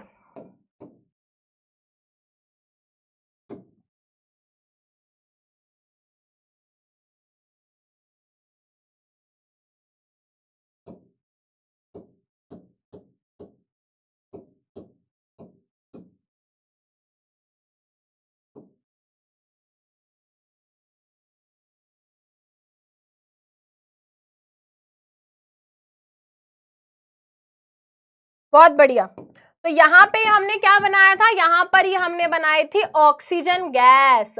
ऑक्सीजन गैस बाहर ज्यादा है, अंदर कम है। तो हमारा डिफ्यूजन क्या कहता है, डिफ्यूजन की प्रोसेस ये कहती है, जब कोई भी सब्सटेंस अपनी हाई कंसेंट्रेशन वाली साइड से लो कंसेंट्रेशन वाली साइड जाता है तो हम बोलते हैं क्या हो गई, डिफ्यूजन हो गई। तो डिफ्यूजन कौन सी डायरेक्शन में होगी, वेरी गुड, बच्चों ने बिल्कुल सही आंसर दिया, बाहर से ऑक्सीजन जो है अंदर की तरफ आएगी, बाहर से ऑक्सीजन जो है वो अंदर की तरफ क्या है, आएगी इस तरीके से। तो बिल्कुल सही आंसर दिया बच्चों ने, आंसर यहां पर हो जाएगा option A as the correct answer, outside to inside. 79% बच्चों ने बिल्कुल सही आंसर दिया है, ठीक है। अनुराग, बबलू, आयुष, वाकर, अर्जुन, अनुश्री, प्रत्युष, मुस्कान, शुभम, रेहांशु, ठीक है। चलो बेटा मान लो एट द सेम टाइम, है ना, जब हम ब्रीदिंग करते हैं तो ऑक्सीजन, कार्बन डाइऑक्साइड, ये सब गैसेस तो आम बात है बेटा, हमारी बॉडी के अंदर अंदर बाहर होती है। तो मान लो बेटा, मान लो हमारे सेल के अंदर क्या है, कार्बन डाइऑक्साइड। मान लो बेटा ये मैंने क्या बनाया, कार्बन डाइऑक्साइड बनाई है। मान लो बेटा ये मैंने क्या बनाया, ये मैंने कार्बन डाइऑक्साइड गैस बनाई है। तो अब आप मुझे बताओ बेटा, ये जो कार्बन डाइऑक्साइड होगी, अब आप मुझे बताओ बेटा, ये जो कार्बन डाइऑक्साइड होगी बेटा, option remains same, option A और बी रिमेन्स सेम। अब आप मुझे बताओ बेटा, ये कार्बन डाइऑक्साइड कहां से कहां मूव करेगी, आउटसाइड से इनसाइड या फिर इनसाइड से आउटसाइड? बेटा ऑप्शन वही ए और बी है। अब आपको कार्बन डाइऑक्साइड के रेफरेंस में बताना है। ऑप्शन अभी भी वही है बेटा, ए और बी वही है, बस आपको मुझे यहां पर कार्बन डाइऑक्साइड के रेफरेंस में बताना है।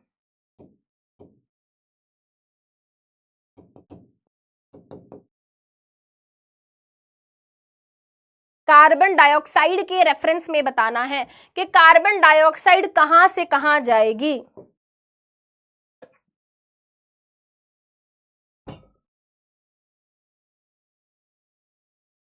बेटा अभी तो जस्ट 1 घंटा हुआ है बेटा, क्लास स्टार्ट हुए, अभी तो हमको ऑस्मोसिस में हाइपोटोनिक हाइपरटोनिक पढ़ना है, समझना है। उसके बाद हमें सेल वॉल करना है ना, तो उसके बाद हम क्लास खत्म करेंगे। Very good. अगर हम कार्बन डाइऑक्साइड की बात करें तो देखो बेटा, कार्बन डाइऑक्साइड अंदर ज्यादा है, बाहर कम है। चीजें कहां से कहां भागती हैं, ज्यादा वाली साइड से कम वाली साइड, ज्यादा वाली साइड से कम वाली साइड। तो ज्यादा अंदर है, कम बाहर है, तो ये क्या होगा, कार्बन डाइऑक्साइड बाहर भागेगी। कार्बन डाइऑक्साइड जो है बेटा बाहर की तरफ भागेगी। तो आंसर अब इस केस में क्या हो गया, inside to outside. Option B हो गया बेटा यहाँ पर करेक्ट आंसर। 84% बच्चों ने सही आंसर दिया, वेरी गुड। यानी कि अब तुम्हें समझ आ चुका है, ठीक है। तो बेटा जब कोई भी सब्सटेंस, कोई सॉलिड लिक्विड गैस, जब कोई भी सब्सटेंस सॉलिड लिक्विड गैस जो है बेटा, कोई भी सब्सटेंस बेटा सॉलिड लिक्विड गैस अपने हायर वाली साइड से लोअर वाली साइड जाता है, सिंपल सिंपल बेटा, कोई भी सब्सटेंस अपनी हायर वाली साइड से लोअर वाली साइड जाता है तो हम बोल देते हैं कि उसने क्या कर दिया, उसने तो डिफ्यूजन की प्रोसेस शो कर दी। अब यहाँ पर बेटा हमारी जितनी भी खासकर गैसेस हैं, फूड वगैरह है बेटा, ये सब जो है क्या होते हैं बेटा, डिफ्यूजन की प्रोसेस से मूव करते हैं। बट बेटा जब मैं लिक्विड की बात करती हूँ, है ना, जब मैं लिक्विड की बात कर, देखो बेटा सब्सटेंसेस जैसे कि कार्बन डाइऑक्साइड, ऑक्सीजन, ये मेम्ब्रेन के आर पार कौन सी प्रोसेस से जाते हैं, डिफ्यूजन से, ठीक है। ये क्या हो रही है बेटा, डिफ्यूजन हो रही है। ये क्या हो रही है बेटा, डिफ्यूजन हो रही है, ठीक है। अब बेटा ध्यान देंगे, जब मैं बात करती हूँ लिक्विड की, लिक्विड जैसे कि बेटा मैं सॉल्वेंट, सॉल्वेंट एग्जाम्पल बेटा जैसे कि वाटर की बात करूं, ठीक है। तो बेटा अब जब कोई लिक्विड, बेटा जब कोई लिक्विड, जब वाटर, जब कोई सॉल्वेंट प्लाज्मा मेम्ब्रेन के आर पार जाता है तो उसके लिए एक स्पेशल नाम रख दिया है, उसके लिए एक स्पेशल नाम रख दिया है। अगर आपसे कोई पूछे कि गैसेस कौन सी प्रोसेस से मूव करती हैं तो हम बोलेंगे डिफ्यूजन, है ना। अगर आपसे कोई पूछे कि भाई गैसेस कौन सी प्रोसेस से मूव करती हैं तो हम बोलेंगे डिफ्यूजन। बट अगर आपसे कोई पूछे भाई वाटर या कोई सॉल्वेंट कौन सी प्रोसेस से मूव करता है तो हम बोलेंगे बेटा ऑस्मोसिस। बट यहां पर बेटा एक स्पेशल कैच है ना, जो मैं अभी आपको बताऊंगी, अब ध्यान से सुनना। सबसे पहले बेटा रीड करेंगे यहां पर ऑस्मोसिस की डेफिनेशन क्या लिखी है। बिल्कुल शांत हो जाओ बेटा, बहुत इंपॉर्टेंट टॉपिक डिस्कस कर रही हूं, बिल्कुल शांत हो जाओ, बहुत इंपॉर्टेंट टॉपिक डिस्कस कर रही हूं। अब देखो ऑस्मोसिस किसकी होती है, ऑस्मोसिस होती है बेटा केवल और केवल सॉल्वेंट यानी कि वाटर की, है ना। अरे वाओ, प्लाज्मा मेम्ब्रेन को पानी आर पार कर गया, मैं क्या बोलूंगी, वाओ ऑस्मोसिस हो गई। अरे पानी अंदर से, पानी सेल के अंदर से पानी निकलकर प्लाज्मा मेम्ब्रेन को पार करके बाहर चला गया, वाओ ऑस्मोसिस हो गई, ठीक है, osmosis. Wow oxygen plasma membrane को पार करके अंदर आ गई, no this is not osmosis, this is diffusion. Wow glucose food जो था वो सेल के बाहर था, फिर वो प्लाज्मा मेम्ब्रेन को पार करके अंदर चला गया। क्या मैं इसको ऑस्मोसिस बोलूंगी? नहीं, वो सॉलिड है, वो सॉलिड है। मैं बोलूंगी डिफ्यूजन हो गई, या और भी प्रोसेसेस होती हैं बेटा, और भी प्रोसेसेस होती हैं। जब देखो बेटा, सबसे पहले ऑस्मोसिस की जो कंडीशंस हैं, ऑस्मोसिस की जो कंडीशंस है, पहली कंडीशन, यहां पे क्या होता है? मूवमेंट होती है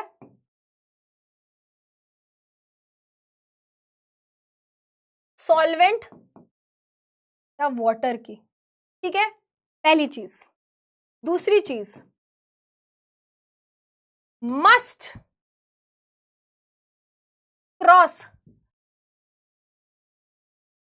सेल मेम्ब्रेन या फिर प्लाज्मा मेम्ब्रेन, है ना भाई? जो भी चीज मूव कर रही है, जो भी वाटर या सॉल्वेंट है बेटा, it must cross cell membrane. Cell membrane जरूर क्रॉस होनी चाहिए। अगर सेल मेम्ब्रेन क्रॉस नहीं हुई है तो हम नहीं मानेंगे कि ऑस्मोसिस हुई, है ना?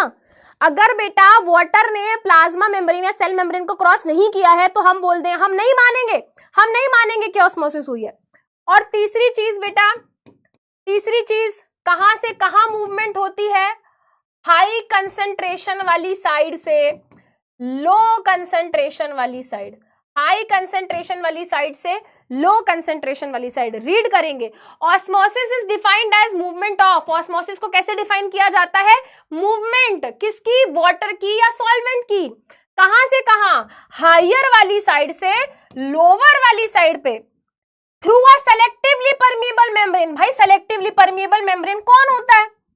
सेलेक्टिवली परमिएबल मेम्ब्रेन किसको बोलते हैं? सेल मेम्ब्रेन को ही तो बोलते हैं। रिपीट करूंगी, ध्यान से सुनेंगे। जब वाटर के पार्टिकल्स प्लाज्मा मेम्ब्रेन को आर पार कर जाएं, हायर से लोअर, जब प्लाज्मा मेम्ब्रेन को आर पार कर जाए वाटर के मॉलिक्यूल्स हायर से लोअर, तो हम बोलते हैं ऑस्मोसिस हो गई। ये दो तरीके की हो सकती है, एंडोऑस्मोसिस एंड एक्सोऑस्मोसिस। एंडोऑस्मोसिस, एक्सोऑस्मोसिस। अच्छा, पहले आप मेरे को एक चीज बताओ, मैं आपको दो ऑप्शंस दे रही हूं, बेटा। ये एक सेल है, ये न्यूक्लियस है, ठीक है? अब तुम्हारा टेस्ट है गाइस, ठीक है?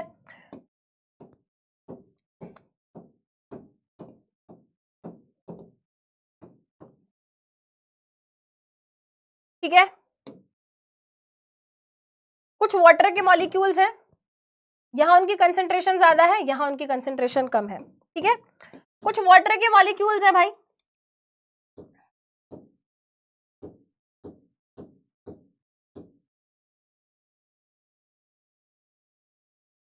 ठीक है?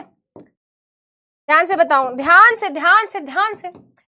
यहां पे क्या हो रहा है बेटा? यहां पे क्या हो रहा है? यहां पानी ज्यादा है, यहां पानी कम है, प्लाज्मा मेम्ब्रेन को पार करके अंदर आ जाएंगे, ठीक है? यहां पे क्या है बेटा? यहां पे इस रीजन में मान लो बेटा, यहां पानी की कंसेंट्रेशन ज्यादा है, यहां पानी की कंसेंट्रेशन कम है, तो वाटर के मॉलिक्यूल्स या वाटर के पार्टिकल्स कहां भाग गए बेटा? यहां से यहां भाग गए। एक मेरे पास ये केस 1 हो गया या केस ए हो गया, ये केस ए हो गया और ये केस बी हो गया।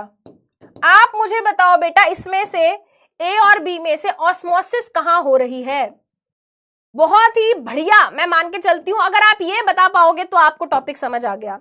इसमें से ऑस्मोसिस कौन सी प्रोसेस को आप कहोगे? Which of the following case will be referred as osmosis? इसमें से कौन से केस को आप कहोगे हाँ भाई ये ऑस्मोसिस है? ए या फिर बी? ए या फिर बी?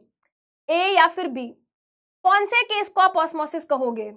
बोथ आंसर नहीं होगा, बोथ आंसर नहीं होगा बेटा। सबसे बड़ी गलती बेटा जो मैं मानती हूं, है ना, टीचर्स भी बेटा कई बार इस चीज को गलत पढ़ाते हैं बच्चों को, जो कि गलत है। बच्चे को गलत चीज सिखाई जाती है, बोल देते हैं जब वाटर का मॉलिक्यूल मूव करता है उसको ऑस्मोसिस बोलते हैं। नहीं, ये इनकम्प्लीट इंफॉर्मेशन है, आप बच्चों को गलत पढ़ा रहे हो। That is not osmosis. Osmosis तब तक नहीं मानी जाती बेटा जब तक प्लाज्मा मेम्ब्रेन को आर पार ना किया जाए। ऑस्मोसिस तब तक नहीं मानी जाती जब तक सेल मेम्ब्रेन को आर पार ना किया जाए। 3 क्राइटेरिया होते हैं, क्या यहाँ पे वाटर के मॉलिक्यूल्स मूव कर रहे हैं? हाँ, यहाँ पे भी वाटर के मॉलिक्यूल्स मूव करे, यहाँ पर भी वाटर के मॉलिक्यूल्स मूव करे, ठीक है। क्या यहाँ पे सब्सटेंस हायर से लोअर जा रहा है? यहाँ भी हायर से लो गया, यहाँ पर भी हायर से लो गया, बट क्या यहाँ पर प्लाज्मा मेम्ब्रेन आर पार हुई? नहीं, यहाँ पर प्लाज्मा मेम्ब्रेन को आर पार नहीं किया, प्लाज्मा मेम्ब्रेन आर पार नहीं हुई, नहीं, नो। बट अगर आप इस केस को देखोगे, यहाँ पर बेटा वाटर के मॉलिक्यूल प्लाज्मा मेम्ब्रेन की को आर पार करके क्या आए हैं? अंदर की तरफ आए हैं, तो यानी कि ये होगा हमारा ऑस्मोसिस, ये होगा बेटा हमारा, ये होगा बेटा हमारा ऑस्मोसिस। वाटर के मॉलिक्यूल्स हायर से लोअर गए और हायर से लोअर जाने के लिए उन्होंने क्या किया? अब प्लाज्मा मेम्ब्रेन को पार किया, तो वो हो गया ऑस्मोसिस। 79% बच्चों ने आंसर सही दिया है, वेरी गुड। मैम फिर ये क्या है? बेटा इसको सिंपली डिफ्यूजन बोलूंगी मैं, इसको सिंपली डिफ्यूजन बोलूंगी मैं। ये क्या हो जाएगा बेटा? सिंपली ये केस हो जाएगा डिफ्यूजन का, ये सिंपली केस हो जाएगा बेटा डिफ्यूजन का। डिफ्यूजन क्या था? जब कोई भी सब्सटेंस अपनी हायर से लोअर चला जाए, दैट्स इट। जब कोई भी सब्सटेंस अपने हाई से लो चला जाए, कोई भी सब्सटेंस अपने हाई से लो चला जाए, वो हो जाता है बेटा हमारा डिफ्यूजन। अब बेटा ये दो तरीके की होती है, एक हो गया हमारा एंडोऑस्मोसिस, एक हो गया एक्सोऑस्मोसिस। बहुत ही सिंपल है बेटा, ये एक सेल है, ये एक सेल है, ठीक है। एंडो का मतलब होता है अंदर, एंडो का मतलब होता है अंदर। जब पानी या वाटर के मॉलिक्यूल्स प्लाज्मा मेम्ब्रेन को पार करके अंदर की तरफ जाते हैं, एंडोऑस्मोसिस, ठीक है। और जब बेटा वो क्या होते हैं? जब वो बाहर की तरफ जाते हैं, तो हो गया एक्सोऑस्मोसिस, ठीक है। कब जाएंगे अंदर और कब जाएंगे बाहर? देख बेटा, वाटर अगर बाहर ज्यादा होगा, वाटर अगर बाहर ज्यादा होगा तो अंदर कम होगा, तो ऑब्वियस सी बात है अंदर की तरफ भागेगा। एक्सोऑस्मोसिस कब होगी? कि भाई अंदर तो पानी बहुत ज्यादा है, बाहर पानी कम है, तो क्या होगा? क्या होगा? वो बाहर की तरफ भागेगा, ठीक है। एंडो मतलब इनसाइड, एक्सो मतलब आउटसाइड। एंडो मतलब अंदर, एंडो मतलब अंदर, एक्सो, एक्सो बेटा ये जो टर्म आया है ये आया है एग्जिट से, एग्जिट से। EX मतलब एग्जिट, EN मतलब इनसाइड, ठीक है। EN मतलब inside, into the cell, inside. Outside बाहर की तरफ, है ना, बाहर की तरफ, एग्जिट। पानी अंदर जा रहा है तो एंडोऑस्मोसिस, पानी बाहर आ रहा है तो एक्सोऑस्मोसिस। पानी अंदर आ रहा है तो एंडोऑस्मोसिस, पानी बाहर जा रहा है तो एक्सोऑस्मोसिस, ठीक है। चलो बेटा, अब यहां पर बेटा आपकी एनसीईआरटी के अंदर एक टेबल बनी हुई है, वहां पर बेटा कुछ टर्म्स लिखे हुए हैं, हाइपरटोनिक, हाइपोटोनिक एंड आइसोटोनिक, ठीक है। 3 टर्म्स लिखे हुए हैं, हाइपरटोनिक, हाइपोटोनिक एंड आइसोटोनिक, ठीक है। चलो, अब यहां पर इनका मतलब क्या होता है? बेटा क्या आपने बचपन में ये चीजें पढ़ी हैं?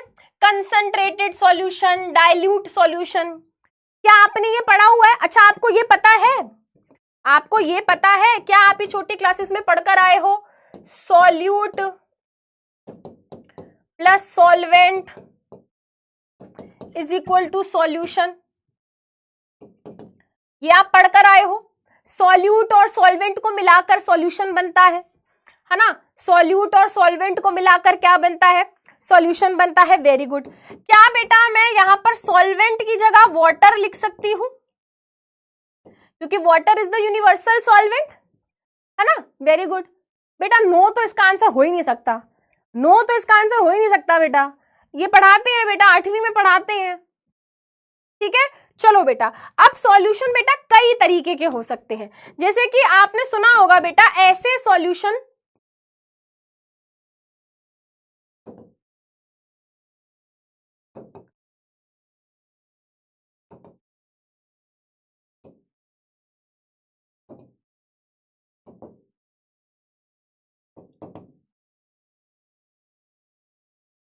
ऐसे सॉल्यूशन बेटा, ऐसे सॉल्यूशन जिनके अंदर क्या होता है, सॉल्यूट ज्यादा होता है और सॉल्वेंट कम होता है ना, उनको हम क्या बोल देते हैं बेटा? Concentrated solution. और ऐसे सॉल्यूशन बेटा जिनमें जिनमें सॉल्यूट क्या है, कम है, बट सॉल्वेंट बहुत ज्यादा है। ठीक है? नहीं बेटा, क्लास एंड नहीं होगी अभी, आप ऐसी यूजलेस डिमांड्स नहीं करेंगे। ओके गाइस, ठीक है, यूजलेस डिमांड्स अब नहीं करेंगे बेटा। टॉपिक जब खत्म होगा हम खुद पे खुद क्लास खत्म कर देंगे। ठीक है, थोड़ा सा आज आप कोऑपरेट करिए, क्योंकि इस टॉपिक को मैं बीच में नहीं छोड़ सकती बेटा, है ना। ये टॉपिक मैं बीच में नहीं छोड़ सकती, आई एम सो सॉरी, है ना, आई एम सो सॉरी। ये ऐसा टॉपिक अगर ये बीच में रहेगा तो फिर दिक्कत हो जाएगी। ठीक है, चलो बेटा, अब हमें ये हमने पढ़ लिया, ऐसे सॉल्यूशन जिनमें सॉल्यूट बहुत ज्यादा है। भाई मान लो मेरे पास 100 ml क्या है, सॉल्यूशन है। मान लो बेटा मेरे पास 100 ml सॉल्यूशन है ना। उसमें मैंने क्या करा भाई, उसमें मैंने मान लो बेटा 80 ग्राम तो मैंने सॉल्ट ले लिया, और मैंने उसमें क्या करा बेटा 20 ग्राम पानी लिया। अरे बाप रे, ये तो कंसेंट्रेटेड हो गया। ठीक है, डाइल्यूट मान लो बेटा मैंने 10 ग्राम क्या लिया, 10 ग्राम तो मैंने सॉल्ट ले लिया, और मैंने 90 ग्राम क्या ले लिया बेटा, सॉल्वेंट ले लिया। ये एग्जाम्पल हो गए बेटा, है ना, ये एग्जाम्पल हो गए किसके, कंसंट्रेटेड और डाइल्यूट सॉल्यूशन के। ऐसे बेटा, है ना, बस यहां पर थोड़ा हमने अलग नाम दे दिया है, हमने यहाँ पे क्या कर दिया है बेटा, थोड़ा सा अलग नाम दे दिया है। मान लो बेटा मेरे पास एक बीकर है ना, इसको हम क्या बोलते हैं, बीकर। बीकर कुछ इस तरीके के दिखते हैं, देखो, है ना, बीकर कुछ इस तरीके के दिखते हैं। मान लो बेटा बीकर में मैंने क्या लिया, मान लो बेटा, वेरी गुड समृद्धि मैम, मजा ही आ गया। हो कैसे कर लेती हो ये सब, हमेशा गंदगी मचाने का काम। कहीं पता चले मैं ही फिसल गई, बच्चे तो कहेंगे यस मैम, गिर जाए, हमारी क्लास ओवर हो जाए। इससे ज्यादा अच्छा कुछ हो ही नहीं सकता, है ना। हाँ, तो बेटा मैं क्या बोल रही थी, मैं ये बोल रही थी, मान लो बेटा मेरे पास एक बीकर है, मैंने उसके अंदर एक सॉल्यूशन लिया। ठीक है, मैंने एक सॉल्यूशन लिया और मैंने कहा कि भाई ये जो मैंने सॉल्यूशन लिया है ना, ये हाइपरटोनिक है। मैंने क्या कहा, मैंने कहा कि भाई ये जो सॉल्यूशन मैंने लिया है, मैंने कहा कि भाई मैंने ये जो सॉल्यूशन लिया है ये कैसा है, ये कैसा है, ये हाइपरटोनिक है। तो उसका मतलब क्या होगा बेटा, हाइपरटोनिक है। मैंने कहा कि भाई ये जो सॉल्यूशन है ये तो हाइपरटोनिक है, ये जो मैंने सॉल्यूशन लिया है ये तो हाइपरटोनिक है। तो भाई हाइपरटोनिक का मतलब क्या है, हाइपरटोनिक का मतलब ये है, हाइपर मतलब ज्यादा, हाइपर मतलब हाई, हाइपर मतलब हाई। भाई तो हाई मत हो, भाई तो हाइपर मत हो प्लीज, है ना। तो हाइपर सॉल्यूशन मतलब एक ऐसा सॉल्यूशन, ध्यान से सुनेंगे बेटा, एक ऐसा सॉल्यूशन जिसमें क्या है, जिसमें सॉल्यूट ज्यादा है और सॉल्वेंट क्या है बेटा, कम है। ठीक है, अब वो ये कह रहा है, मान लो हमारे पास यहाँ पर ये जो सॉल्यूशन है, वो कह रहा है मान लो भाई हमारे पास यहाँ पर ये जो सॉल्यूशन है ये कैसा है, हाइपरटोनिक है। कैसा हुआ, सॉल्यूट ज्यादा, सॉल्वेंट कम। सॉल्वेंट की जगह क्या मैं यहाँ पर वाटर लिख सकती हूं। ठीक है, अब उन्होंने क्या किया है, उन्होंने एक सेल लिया है और क्या कर दिया है, उस सेल को उन्होंने प्लेस कर दिया इस सॉल्यूशन के अंदर। उन्होंने एक सेल लिया और क्या करा, उस सेल को प्लेस कर दिया उस सॉल्यूशन के अंदर। उन्होंने एक सेल लिया है, कौन से कलर का बनाऊं,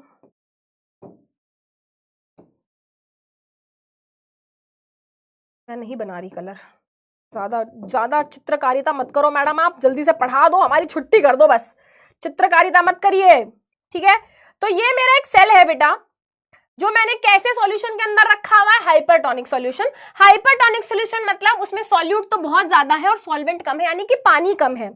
यानी कि इसका मतलब क्या हुआ, पानी कम, यानी कि इस सॉल्यूशन में क्या है, पानी कम है, यानी कि बाहर पानी कम है और सेल के अंदर पानी ज्यादा है, सेल के अंदर पानी ज्यादा है, सेल के अंदर पानी ज्यादा है। तो गाइस अब आप मुझे अपना दिमाग का इस्तेमाल करके बताएंगे, सिर्फ अपने ही दिमाग का इस्तेमाल करेंगे, दूसरे का दिमाग आप नहीं इस्तेमाल करेंगे, अपना करेंगे। और अगर आपके पास ना हो तो फिर क्या ही करेंगे, फिर आप देखेंगे कि क्या चल रहा है। ठीक है, अब बेटा नोटिस करो, ऑब्जर्व करो और सोच के बताओ कि यहां पर पानी कहां से कहां जाएगा, जल्दी बताओ। 2 ऑप्शन दे रही हूं, वाटर कहां से कहां जाएगा। ऑप्शन ए इनसाइड से आउटसाइड, या फिर ऑप्शन बी आउटसाइड से इनसाइड। चलो बताओ, पोल कर देती हूं। और तुम्हें ये समझ आ गया तो आगे वाले 2 तो बिल्कुल आसानी से समझ आ जाएंगे। चलो भाई जल्दी बताओ, अगर मैंने सेल को क्या करा, हाइपरटोनिक सॉल्यूशन में रखा। हाइपरटोनिक सॉल्यूशन एक ऐसा सॉल्यूशन जिसमें सॉल्यूट ज्यादा है, पानी कम है, यानी कि ये जो सॉल्यूशन है इसमें पानी कम है, अंदर पानी ज्यादा है। तो ये मैंने पानी बनाया है बेटा ब्लू कलर से। तो अब आप खुद बताओ भाई, अंदर पानी ज्यादा है हाई, बाहर पानी कम, और होता क्या है सब्सटेंस हाई से लो, हाई से लो, अंदर ज्यादा बाहर कम। तो सब्सटेंस क्या हो, वाटर क्या होगा बेटा, वाटर क्या होगा, वाटर क्या होगा। हाइपरटोनिक सॉल्यूशन में जब हम सेल को रखते हैं, हाइपरटोनिक सॉल्यूशन में जब हम सेल को रखते हैं, वाटर के पार्टिकल्स जिनको हम वाटर मॉलिक्यूल्स बोल सकते हैं।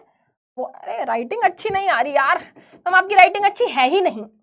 वो तो हम आपसे इतना प्यार कर बैठे हैं मैम एक क्लास में ही, इसलिए आपकी राइटिंग बर्दाश्त कर रहे हैं।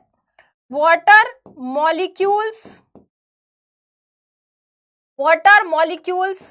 मूव, जल्दी बताओ कहां मूव, आउटसाइड। वेरी गुड, बाहर की तरफ मूव करेंगे।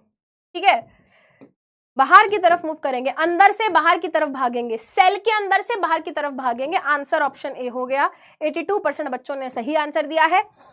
अब मेरी बात सुनो, जब सेल का सारा पानी निकल के बाहर चला जाएगा, जब सेल का सारा पानी निकलकर बेटा बाहर चला जाएगा तो वो क्या होगा, देखो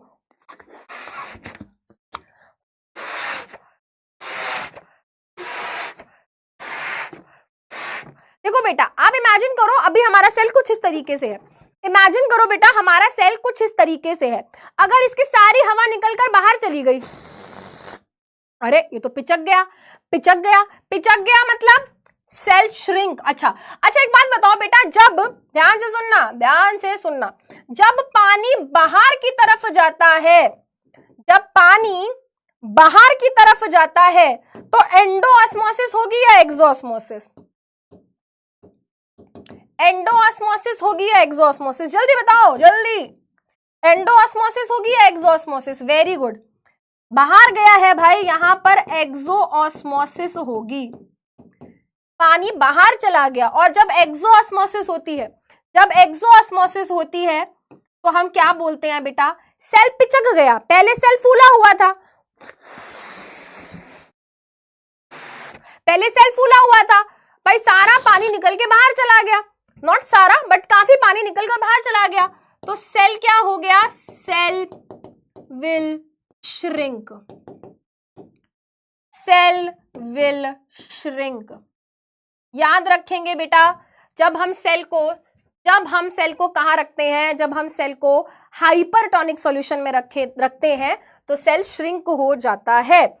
ऐसे ही बेटा यहां पर एक, अरे बेटा थोड़ी गड़बड़ है, 1 मिनट रुको, थोड़ी सी गड़बड़ है यहां पर, हाइपोटोनिक होगा, एक आ जाता है बेटा, बिल्कुल इसका उल्टा कर देंगे, हाइपो। कौन सा पो, हाइपो। हाइपो टर्म बेसिकली होता है लो या लेस के लिए।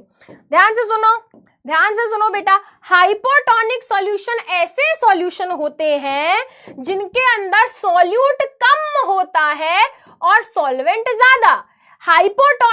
हाइपोटोनिक सॉल्यूशन बेटा ऐसे सॉल्यूशन होते हैं जिनके अंदर सॉल्यूट क्या होता है, कम होता है, और पानी यानी कि सॉल्वेंट बहुत ज्यादा। यानी कि ये जो सॉल्यूशन है, यानी कि ये जो सॉल्यूशन है, अरे यानी कि ये जो सॉल्यूशन है क्या है, ऐसा है इसमें ढेर सारा पानी है बाहर, भाई इसमें बाहर ढेर सारा पानी है, इस सॉल्यूशन में पानी बहुत ज्यादा है, इस सॉल्यूशन में पानी बहुत ज्यादा है एज कंपेयर टू सेल।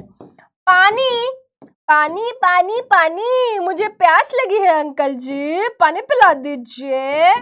एक मीम आया था ना, बाहर ज्यादा पानी अंदर कम पानी। बताओ भाई क्या होगा, जल्दी बताओ जल्दी बताओ। ऑप्शन ए आउटसाइड से इनसाइड या फिर ऑप्शन बी इनसाइड से आउटसाइड, जल्दी बताओ, जल्दी तेजी में आंसर बताओ भाई, तेजी में आंसर बताओ। हाइपरटोनिक सॉल्यूशन में जब रखते हैं,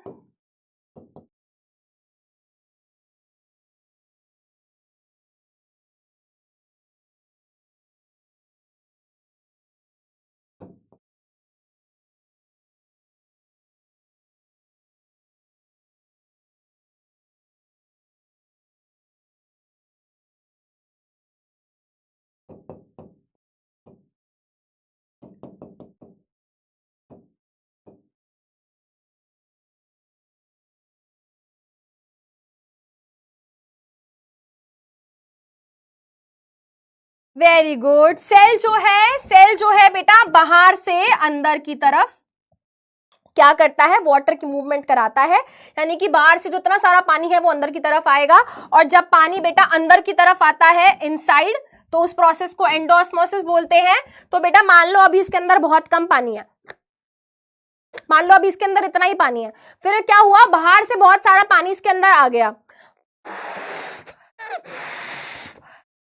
ये फूल गया, तो सेल क्या हो जाएगा, स्वेल हो जाएगा। तो यहां पर क्या था बेटा, आउटसाइड से इनसाइड, आंसर क्या था, ऑप्शन ए। 82% बच्चों ने सही आंसर दिया है। ठीक है, चलो तो ये समझ आ गया बेटा। और बस आखिरी गाइस, बिल्कुल आखिरी, आइसोटोनिक क्या होता है बेटा, मैं आपको बता देती हूं। आइसोटोनिक सॉल्यूशन बहुत सिंपल है बेटा, इसमें कुछ भी नहीं है। आइसोटोनिक सॉल्यूशन एक ऐसा सॉल्यूशन होता है बेटा, अगर हम उसको सेल के रेफरेंस में कंपेयर करें तो सॉल्यूट सॉल्वेंट लगभग सेम कंसेंट्रेशन में है। ठीक है, इसका मतलब क्या हुआ, इसका मतलब जो ये सेल है, अगर ये उसका न्यूक्लियस है, तो देखो बेटा जितना पानी बाहर उतना ही पानी अंदर। ठीक है, तो यहां पर नेट मूवमेंट जीरो, जितना पानी बाहर है उतना ही अंदर है, ना बाहर जाएगा ना अंदर आएगा, थोड़ा बहुत भी मूव करेगा तो बैलेंस रहेगा, तो zero net movement, zero net movement of water, no change, no change, no change, no change. ठीक है, अब बहुत सारे बच्चे एकदम फुल दुखी रहते हैं, मैम कैसे याद करें, ये तो बहुत कंफ्यूजिंग है। देखो यहाँ पे अंडों को रखा हुआ था, अंडों में रखा तो देखो बेटा हाइपोटोनिक सॉल्यूशन में फूल गया है, हाइपरटोनिक सॉल्यूशन में श्रिंक हो गया है। देखो पहले एग ऐसा दिखता था, पहले एग ऐसा दिखता था, जब इसको हाइपरटोनिक सॉल्यूशन में रखा तो ये श्रिंक हो गया, ये श्रिंक हो गया, देखो कितना छोटा हो गया, श्रिंक हो गया। ठीक है, और बेटा जब इसको हाइपोटोनिक सॉल्यूशन में रखा तो ये स्वेल हो गया। मैम आप कैसे याद रखते हो यार, देखो बेटा इसकी एक ट्रिक बनाई हुई है मैंने, इसकी एक ट्रिक बनाई हुई है मैंने, ध्यान से सुनना।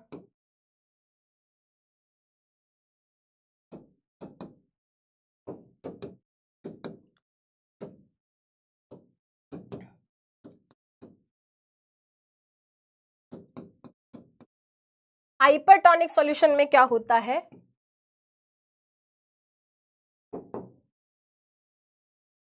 श्रिंक होता है। ठीक है, हाइपर में आर आ रहा है, श्रिंक में भी आर आ रहा है। ठीक है, हाइपर में भी आर आ रहा है, श्रिंक में भी आर आ रहा है। और दूसरा क्या था, हाइपो, ओ बन गया है, ओ मतलब गोल मटोल, गोल मतलब गोल गोल, मम्मी की रोटी गोल गोल, पापा के पैसे गोल गोल, सब कुछ गोल मटोल। ठीक है, तो यहां पर बेटा हमारा सेल मोटू मोटू, मोटू लोलू, मोटू लाला लाला, मोटू मोटू, है ना, हमारा सेल क्या हो जाता है, मोटू मोटू। बेटा याद रखो यार, ओ से याद रखना है मोटू मोटू, ओ से याद रखना है मोटू मोटू। और कोई भी चीज मोटू मोटू कब होती है, जब वो स्वेल होती है। कोई भी चीज मोटू मोटू कब होती है? कोई भी चीज मोटू मोटू कब होती है? जब वो स्वेल होती है, ठीक है। कोई भी चीज मोटू मोटू कब होती है बेटा? अब देखो ये, अरे कहाँ गया वो ना, अरे भाई साहब वो तो पता नहीं कहाँ गया। कोई भी चीज मोटू मोटू कब होती है? जब वो स्वेल हो जाती है ना, स्वेल हो जाती है। तो हाइपो, ओ से याद रखना है, कुछ गोल गोल बड़ा सा, ठीक है, मोटू हो जाएगा सेल। आई होप बेटा ये कि स्टूपिड सी, पता नहीं मैंने ट्रिक बनाई थी जब मैं खुद 9th क्लास में थी, ठीक है। तो अगर आपकी थोड़ी सी भी हेल्प आएगी इससे तो मुझे बहुत अच्छा लगेगा। ओके दोस्तों, एक छोटा सा टॉपिक पढ़ लेते तो मजा ही आ जाता। चली जाओ मैम, हमारी आंखों के सामने से 1.5 घंटे की क्लास ले लिया आपने। चलो ठीक है, फिर सेल वॉल के बारे में बेटा नेक्स्ट क्लास में पढ़ेंगे, ठीक है। चलो ये बता दो आखिरी क्वेश्चन। अरे दोस्तों, पुत्र पुत्रियों, नाराज क्यों हो रहे हो? इस क्वेश्चन का आंसर बता दो। ग्रेप्स को हमने क्या करा? पूरी रात हाइपरटोनिक सॉल्यूशन के अंदर भिगो के रखा। पूरी रात हमने हाइपरटोनिक सॉल्यूशन के अंदर, हाइपरटोनिक सॉल्यूशन आर से श्रिंक, क्या होगा? दे विल श्रिंक, है ना। हाइपरटोनिक सॉल्यूशन में बेसिकली क्या होती है? एक्सोऑस्मोसिस होती है। एक्सोऑस्मोसिस में पानी बाहर जाता है। जब पानी बाहर जाता है तो आंसर हो गया ऑप्शन बी। अब तुम बेटा देखो नहीं पढ़ रहे हो, बट एटलीस्ट इतना काम कर सकते हो बेटा, इतना काम कर सकते हो। नेक्स्ट क्लास में जब आओगे ये नोट्स में लिख कर ले आना, हम फटाफट से इसको डिस्कस कर लेंगे। इतना तो कर सकते हो ना भाई। पढ़ा नहीं रही बट एटलीस्ट छोड़ के जा रही हूँ, पीडीएफ नोट्स को डाउनलोड करोगे और वहां से बेटा मेक श्योर करोगे कि आप क्या कर रहे हो। आप ये 2 स्लाइड्स में जो भी चीजें लिखी हुई हैं, है ना, ये आप अपने नोट्स में एडवांस में लिख लेना, तो दैट फिर हम नेक्स्ट क्लास में फटाफट से इसको क्या कर ले बेटा, है ना, डिस्कस कर ले, ठीक है। तो सेल वॉल का टॉपिक फिर हम नेक्स्ट क्लास में कवर करेंगे। आज की क्लास बेटा हमने बहुत कंसेप्ट सीखे, बहुत अच्छी चीजें सीखी। आई होप बेटा आपको सारी कंसेप्चुअल क्लैरिटी आ गई होगी, ठीक है। एंड काश जैसे हायर कंसंट्रेशन से लोअर कंसंट्रेशन की तरफ चीजें ट्रांसफर हो जाती हैं, काश हमारे दिमाग में भी हो सकता। किताबों में इतना सारा नॉलेज, हमारे दिमाग में बिल्कुल नॉलेज नहीं, हाई से लो ऐसे सोते और काश ऑस्मोसिस हो जाती, है ना। चलो बेटा, सो आज की क्लास यहीं पे खत्म करते हैं। Thank you so much. What I am happy about is कि हम चीजों को रट नहीं रहे हैं। हमें क्या सिखाया गया बचपन से कि भाई बायो में तो चीजें रटनी पड़ती हैं। नहीं, हमने कुछ भी नहीं रटा है। देखो बेटा आज की पूरी क्लास कितनी कंसेप्चुअल थी। आपने खुद चीजों को समझा, खुद एनालाइज किया और आपने खुद आंसर किए, है ना। आप समझ के कर रहे हो बेटा। रटवाना होता तो मैं सबसे पहले ही आपको ट्रिक बता देती। हाइपर में श्रिंक होता है, हाइपो में स्वेल होता है। बहुत आसान था बेटा मेरे लिए, बट मैं आपको कुछ भी रटवा नहीं रही हूं, क्योंकि बेटा इस तरीके के जब पेपर में क्वेश्चन आते हैं वहां पे कई बारी रट्टा नहीं काम आता, वहां पर लॉजिक याद आता है, ठीक है। तो रट्टा नहीं मारना, चीजों को समझना है और अच्छे से समझना है। बहुत चिल तरीके से पढ़ना है भाई। हमारे पास पूरा साल पड़ा है, आराम से पढ़ेंगे, मजे से पढ़ेंगे, दिल लगा के पढ़ेंगे, ठीक है। तो आज की क्लास यहीं पे करते हैं खत्म। Thank you so much, take care of yourself, bye bye.